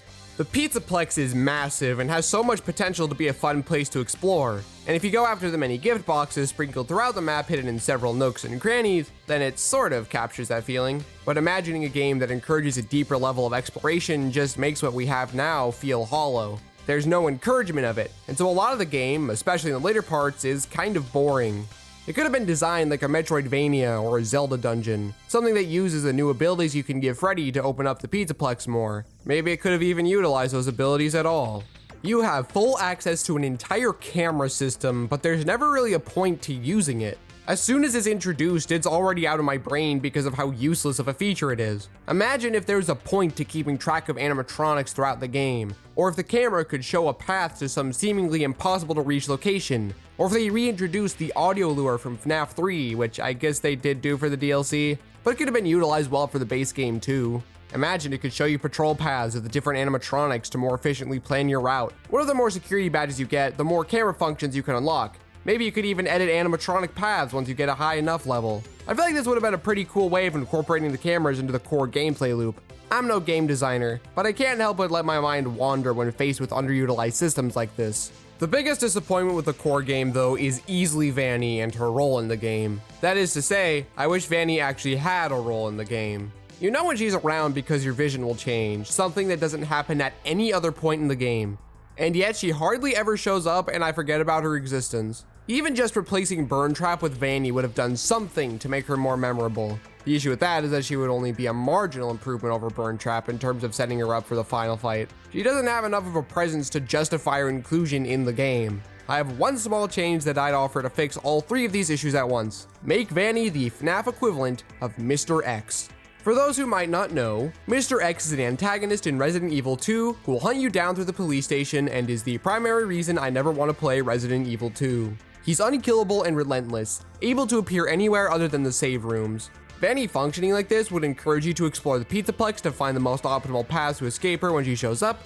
It would encourage you to use the cameras to keep track of her so she can't take you by surprise. And most obviously, it would give her far more presence in the game. To help with this even more, I would make it so that the other animatronics are each restricted to a specific zone.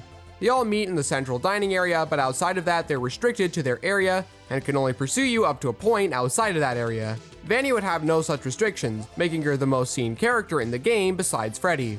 Since I've officially brought up the other characters, I guess I'll talk about the Glamrock animatronics. I don't hate them, but I don't particularly love them either. They all have distinct personalities, and I'm so conflicted on how I feel about that. Robots with human emotions peaked with Marv from Hitchhiker's Guide to the Galaxy, but that doesn't mean that others can't attempt the concept. This is something that started back on Sister Location, but it really comes to a head here. Roxy is insecure. Chica likes to eat so much that she will gladly eat actual garbage. And Monty is hot-headed and jealous or something. Freddy is nice, I guess. It's clear that this isn't just a programmed thing either, at least not fully. But I also don't think that they're being possessed, so I don't even know what to think about this. These characters do stand out to me more because of their personalities, but I also think that they're flat and a little cringe. Their being sentient makes them less threatening since you can easily tell what their intention is. One thing I'm not very conflicted about is their AI, because boy is it bad. It's hard to explain, but it feels like they have this cone of visibility that's far too easy to escape to make them a legitimate threat. But they're also able to teleport to your exact coordinates because the security bots dox you. These things are one of the most frustrating parts of the entire game. They should alert everyone in the vicinity to your presence, but that would be too fair, and so they end up being more of a threat than the actual animatronics. They can get stuck on what looks like nothing, meaning they'll just run in place, as well as a bunch of other smaller things that I could bring up, but I don't want to spend the entire section talking about them. Not like any of this matters that much anyway. By progressing through the story, you can get the Faz Blaster and or the Faz Camera, which can stun the animatronics. Are they chasing you and you just don't feel like hiding for some reason? Just press a button and they will bother you no more. It is far too overpowered and it makes the game quite boring. But the game's biggest sin, and easily the thing I hate most about it, is the story. This is hands down the worst story in the entire series, both on its own and in the context of the rest of it at large. I've already brought up Vanny's lack of presence, but even ignoring that, it could still have been decent without her. But as already stated, it isn't. For starters, there aren't any endings that are fully satisfying. With 6 different endings, I don't think that it's important to make each one of them satisfying, but when none of them are fulfilling, especially with how much effort you need to put into some of them, I think it starts being an issue. They expect you to do quite a bit to get some of these, like an entire quest line that you couldn't do depending on if you decided to pick Monty or Chica. This wouldn't be worth bringing up if it wasn't for the fact that after 6 AM, all the save locations except for one are arbitrarily disabled, and that was after the original release where there were no save points. I have no idea why this was an active design decision because it only ends up making the game itself more frustrating to play. They seriously expected you to do an entire quest line that you weren't able to do earlier. May the FNAF gods descend upon you if you didn't pick Monty. Then make your way over to this one specific elevator and do the most unfair unboss fight in the entire game without dying a single time. Granted, I did forget about the autosave before here, but getting to the elevator is still kind of ridiculous. Anyways, moving on. You could lose up to an hour of progress even with the singular save point. I don't think it's worth getting all the endings, or honestly even one extra ending, because the thought of losing that much progress for the sole reason of an arbitrary and nonsensical decision just doesn't gel with me. Back to complaining about the story though, there's a pervasive feeling of pointlessness that persists from beginning to end, and it's because the main goal is to leave the Pizzaplex. And with the many roadblocks that end up having you stay until 6 AM anyway, I honestly have to wonder what the point of going on all these errands is. They don't give any real reason for why Gregory can't just stay in Freddy's room for the whole night, or even just camp out on a photo booth or other such area where he wouldn't be found. There is no reason he needs to leave as soon as possible other than being uncomfortable with the idea of being there, I guess. There are also many unexplained elements that add to this pointless feeling. Who is Gregory and what's his deal? Why was he at the Pizzaplex to begin with? These are important to answer considering he's the protagonist of the story. Why doesn't he trust Vanessa? It's not because he suspects she's Vanny. The first time he even sees her is in this moment in the recharge station. These are not engaging mysteries to think about like what the series previously offered, because these are the fundamental building blocks of the narrative. And the crown jewel of this awful story, and my least favorite part of the game as a whole, is Afton's inclusion as Burn Trap. Now I know that technically Ruin retconned this, and there's evidence suggesting that he's actually the Mimic, but the fact that it was something that needed to be retroactively changed after the fact means there was a time where this was intended to be Afton. I guarantee you that the evidence was introduced after the fact. And even if it was always intended to not be Afton, I still hate the idea of Afton finding a way to live on in any form. If the Mimic is supposed to be the replacement antagonist, then having him learn to mimic Afton just makes him a carbon copy of Afton, effectively making it just a reskin of the character. Vanny works for me because it's clear that she's distinct from Afton outside of adopting his horrid ideologies, even if unwillingly. Afton is this one character that they keep clinging to, unable to let him go. It's not like he got a perfect send-off or anything. It's not like there's this one installment where Golden Freddy is encouraged to move on from Afton so that he can find peace and leave Afton to his demons alone. It's not like the main theme of the final entry in the Novel Trilogy was about letting go of the past, with one of the characters refusing to let go of the past, feeling their anger and spite into something evil, and the main character being unable to properly function. It's not like the ending of the book was the main character letting go of someone to embrace someone else or anything. Oh wait, it literally is like that happened because it did. Just because Afton's catchphrase is "I always come back" doesn't mean he actually has to always come back. It makes more sense that he does meet his end after clinging so closely to life after striving to come back before being tricked and meeting his end. But they just like to ignore that and continually bring it back regardless. I don't have a problem with it for the movie, especially if it isn't too tied to the books or games, but in every other form of media, I can't stand it. With all that said, there is stuff I like about this game. Enough for me to see the value in it and not consider it my least favorite. The glitches, while a mark of low quality, also make the game stupidly fun. Watching all these ridiculous runs that people do by exploiting the game is really enjoyable. It may not be for a reason the devs intended, but I would posit that it impacts the game in a mostly positive way. I would not like this game nearly as much if it weren't a buggy mess. I wouldn't hate it, because as I'll bring up shortly, there are some fun objectives here. It's just that seeing him performing the glitches adds a higher layer of fun.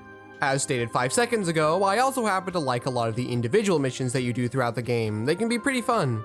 Not all of them are winners, of course, like making a pizza while Chica attempts to break into the office, but a lot of the other objectives are legitimately fun and tap into the simple yet effective gameplay loop that FNAF usually tackles.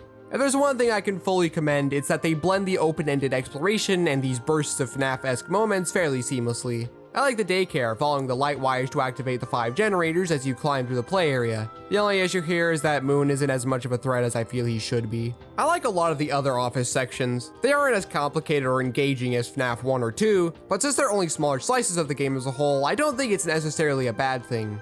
I think this one, where you need to check the monitors to open the door for Freddy while warding off Roxy and Monty while Vanny threatens to close in, is the best of these, utilizing the 3D space effectively as you run around to manage everything and look at the different monitors. Other highlights of the game for me include the decommissioning missions, like how Roxy's has you needing to repair a Staffbot head, so you go to the office only for it to arbitrarily shut down, so you need to reboot it by going through this pretty good DJ section to find 3 switches you need to flip. I like it mostly for the vibes and music that plays in the background, since the animatronics here don't pose much of a threat. The chase at the end is a great capper.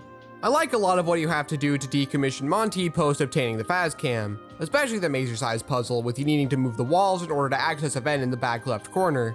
While it could be a little finicky, I still think it's fun to figure it out. Easily the best part of the game though would be the endoskeletons, hence why I like the mission to decommission Monty since they're a part of it. Freddy is dragged away by Moon, and to rescue him you need to go through parts and service, but uh-oh, you don't have high enough clearance. And to get that clearance, you just have to make your way to the office. Then these guys show up. Whenever you aren't looking at them, they'll run after you, freezing if you're looking at them. The Weeping Angel concept seems like a match made in heaven for horror games, but I feel like it's hardly ever used. It works really well here in these tight corridors. Then you get to the office and it's filled with them, meaning you've got to book it the millisecond you get the security upgrade. This whole section is one of my favorites in the series, and I sincerely mean that. I also like the concept of using the parts from the animatronics to upgrade Freddy. Roxy even becomes more interesting when you take her eyes, being blind so you can no longer stun her, and also being more aggressive when lunging at you. It's not any harder, but it does spice up her gameplay. The problem is that these upgrades are basically useless. Chica's voice box can stun animatronics, but since they can't attack you when inside of Freddy anyway, it's not like it's that useful outside of the final boss. Monty's claws can be used to destroy very specific gates, the pathways being optional and the 50% chance you chose Chica's mission rather than his. Roxy's is by far the most useful, allowing you to see collectibles through walls. However, unless you're completionist, this is also of little value. It says in one of the messages that she can see and talk to the bots through the walls, so why they didn't incorporate that into gameplay more is beyond me. Another issue is that you get them way too late into the game, meaning that you don't get to experience the feeling of progressively getting stronger. Especially since when dismantling Chica, Roxy, and Monty, they get more aggressive while also being a bit easier to get around. It would work a lot better as a midpoint shift rather than a last third/endgame shift. The last thing to bring up would be the bosses. The game doesn't have boss fights so much as it has boss encounters, which works great for this type of game. Unfortunately, they're pretty hit or miss. Chica's first encounter in Faster Blast is alright, with you having to go through a laser tag arena to capture the 3 flags while avoiding Chica. The problem with this one is that Chica isn't that involved here. While it might have been silly, I think having her play on the opposing team would do wonders in improving the gameplay. The second encounter is after she drags you into the underground trash storage sewer thing, with you needing to traverse the trash maze to flip 3 generators. Her abrasive squeaks that she makes now that she's missing her voice is the only thing of note other than the trash aesthetic. Roxy's encounter after you take her eyes is a great idea with execution that's surprisingly okay instead of horrible. What an improvement. Now that she's blind, you have to trick her into bashing into the boarded doorway to open the way forward. It's pretty neat, and if it weren't for her mediocre AI, I'd consider it another highlight of the game. It's also fairly short compared to the other encounters, so it doesn't leave much memory of the moment compared to a lot of the other parts of the game. Monty's encounter is special in that you engage with it prior to dismantling him. I love the idea of navigating around the labyrinthian catwalk above the golf course so that you can shoot at the target above to dump the bucket on top of him to smash him to pieces all while he skulks around trying to get you. In practice though, it's far too easy to lose him and it can be annoying trying to hit the target. I can't imagine how much worse it would be without the precision of a mouse. It's also similar to Roxy's in that the encounter is fairly short, though for this one it works because it's not like you could do much more with the concept. Burn Trap is the most significant encounter, and much like the other animatronics, I love the idea behind it. You're in a 3D FNAF office where you need to press buttons to burn him when he's trying to possess Freddy. While this is happening, you must also keep an eye on the doors and vents to prevent Chica and Monty from getting in. Roxy is impossible to keep out, so you need to use Freddy's screech that he gets from the new voice box to scare her off when she gets in. Then as you get further in, tentacles start appearing from the floor and ceiling. It's a classic FNAF gameplay loop that only works in a 3D space, and on paper, it's a great finale for the game. The problem is that it sucks in practice. Chica and Roxy only show up once, maybe twice if you're lucky. I only assume that it's Monty in the vents because there's no way to even see what's in there. You just shut it when Freddy tells you. There's also no way to ward off the tentacles, and it feels like a 50-50 shot whether they'll get you or not. I also wish that Burn Trap did more as you progress through the segment, like trying to get in through the door or something. It could have been cool to use Roxy and Monty's upgrades to help you with it if you ask me. I used to detest this section, but it's not quite as bad as I remember. I wouldn't say Security Breach is necessarily a bad game, just one with so much missed potential. It's like the FNAF version of Sonic 06, and that depresses me greatly. At the core of this game is easily the best entry in the series, with a great aesthetic, several new neat characters, and a blend of free roam exploration and the simple gameplay loops that the series was originally built on. It's a good base for the rest of the series, but not a single one of these aspects lives up to its potential. I appreciate that the game was so ambitious, but unlike Sonic Frontiers, this is the first real low point in the series. I don't think it's a mark of the new standard quality of the series moving forward, given that the pandemic absolutely impacted it. I think How Help Wanted 2 turns out to be a far better indication of the quality we can expect. I enjoy it despite its many flaws, but boy do I hope that when looking at it many years from now, it'll be an outlier and not the beginning of the end.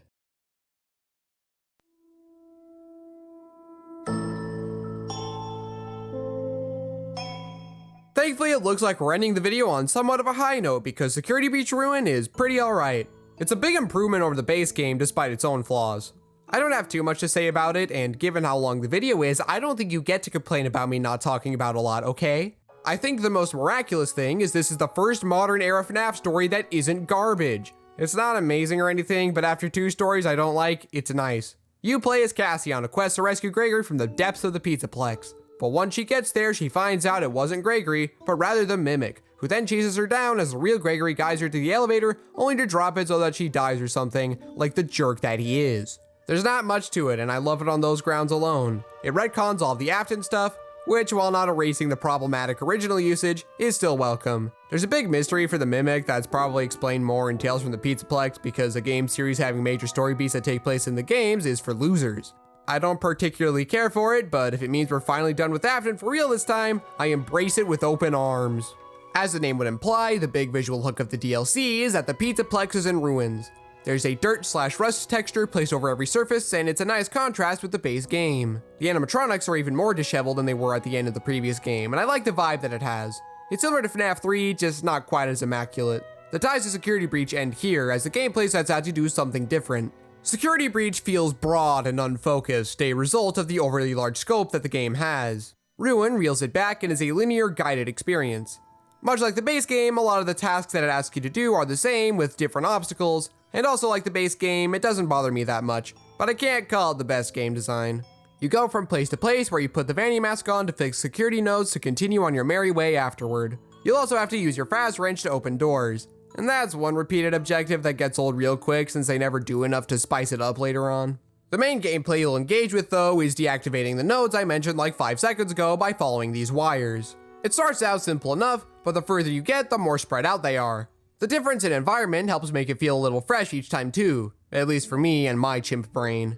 If there was no threat though, then it would be pretty boring, so it introduces this black rabbit thing that will continually get closer the longer you have the mask on. It's like the mysterious life form from Pikmin 3, but if it wasn't epic. I like this guy because I don't know anything about him, and I'd like to keep it that way since I view him like a version of Glitch Trap, but not bad. Baiting him to take a longer route to reach you so you have time to do stuff is decently fun, and it staves off the boredom. The best thing that they do though is setting up these blockers that you need to disable. They either prevent you from putting the mask on, so you can't progress, or prevent you from taking it off, putting you at risk of the rabbit. I like how they use the cameras to get the music men to move, except for the fact that they're mean and like to ignore the explicit commands you give them. I don't know, I've been struggling to write the script for this section far more than any other game. While it is absolutely better than Security Breach, it's also the furthest away from the simple yet effective loop that drove the design philosophy originally. Not that that's a bad thing, I've never been much of a purist when it comes to anything. The first and second games are shorter than this one, and yet I had just about as much to say about this one as those two. Perhaps it's just that it's a far more recent entry, and 4 months isn't enough to really let me brew on it. But then again, Pikmin 4's been out for about as long, and I could talk your ear off about that game. Or maybe it's that this is the second longest script I've ever written and I'm getting really burnt out, and my lack of thoughts on the game is making it even harder. I could sit staring at a screen all day trying to magically conjure thoughts about this game, but I've already spilled everything out, both about this game and the series as a whole. Therefore, it seems that I should wrap it up now.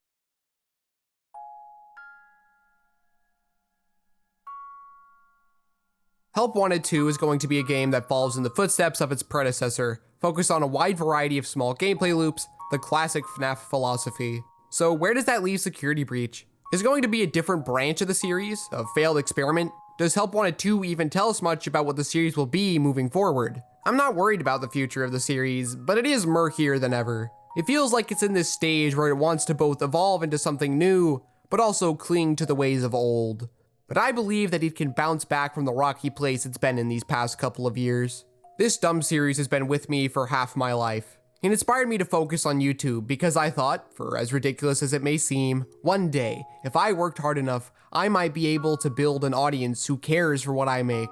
From the moment this channel was created, I figured if I just tried hard enough and poured in enough dedication and hard work, that maybe I really could make it big.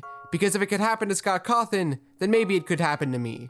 And here we are, 9 years and 1,300 subscribers later. Perhaps I'll stay at this leisurely pace for the rest of my time on YouTube. Wouldn't be too bad. Or maybe I'll miraculously be launched into the stratosphere of stardom with hundreds of thousands flocking to my channel. I'm not banking on that happening, though it's a nice thought, right? But hey, if some no-name Dollar General store employee who went through a decade of failure before getting a simple indie game series popular enough for a movie adaptation, then there's always a non-zero chance of it happening for anyone else. And that's why I love Five Nights at Freddy's.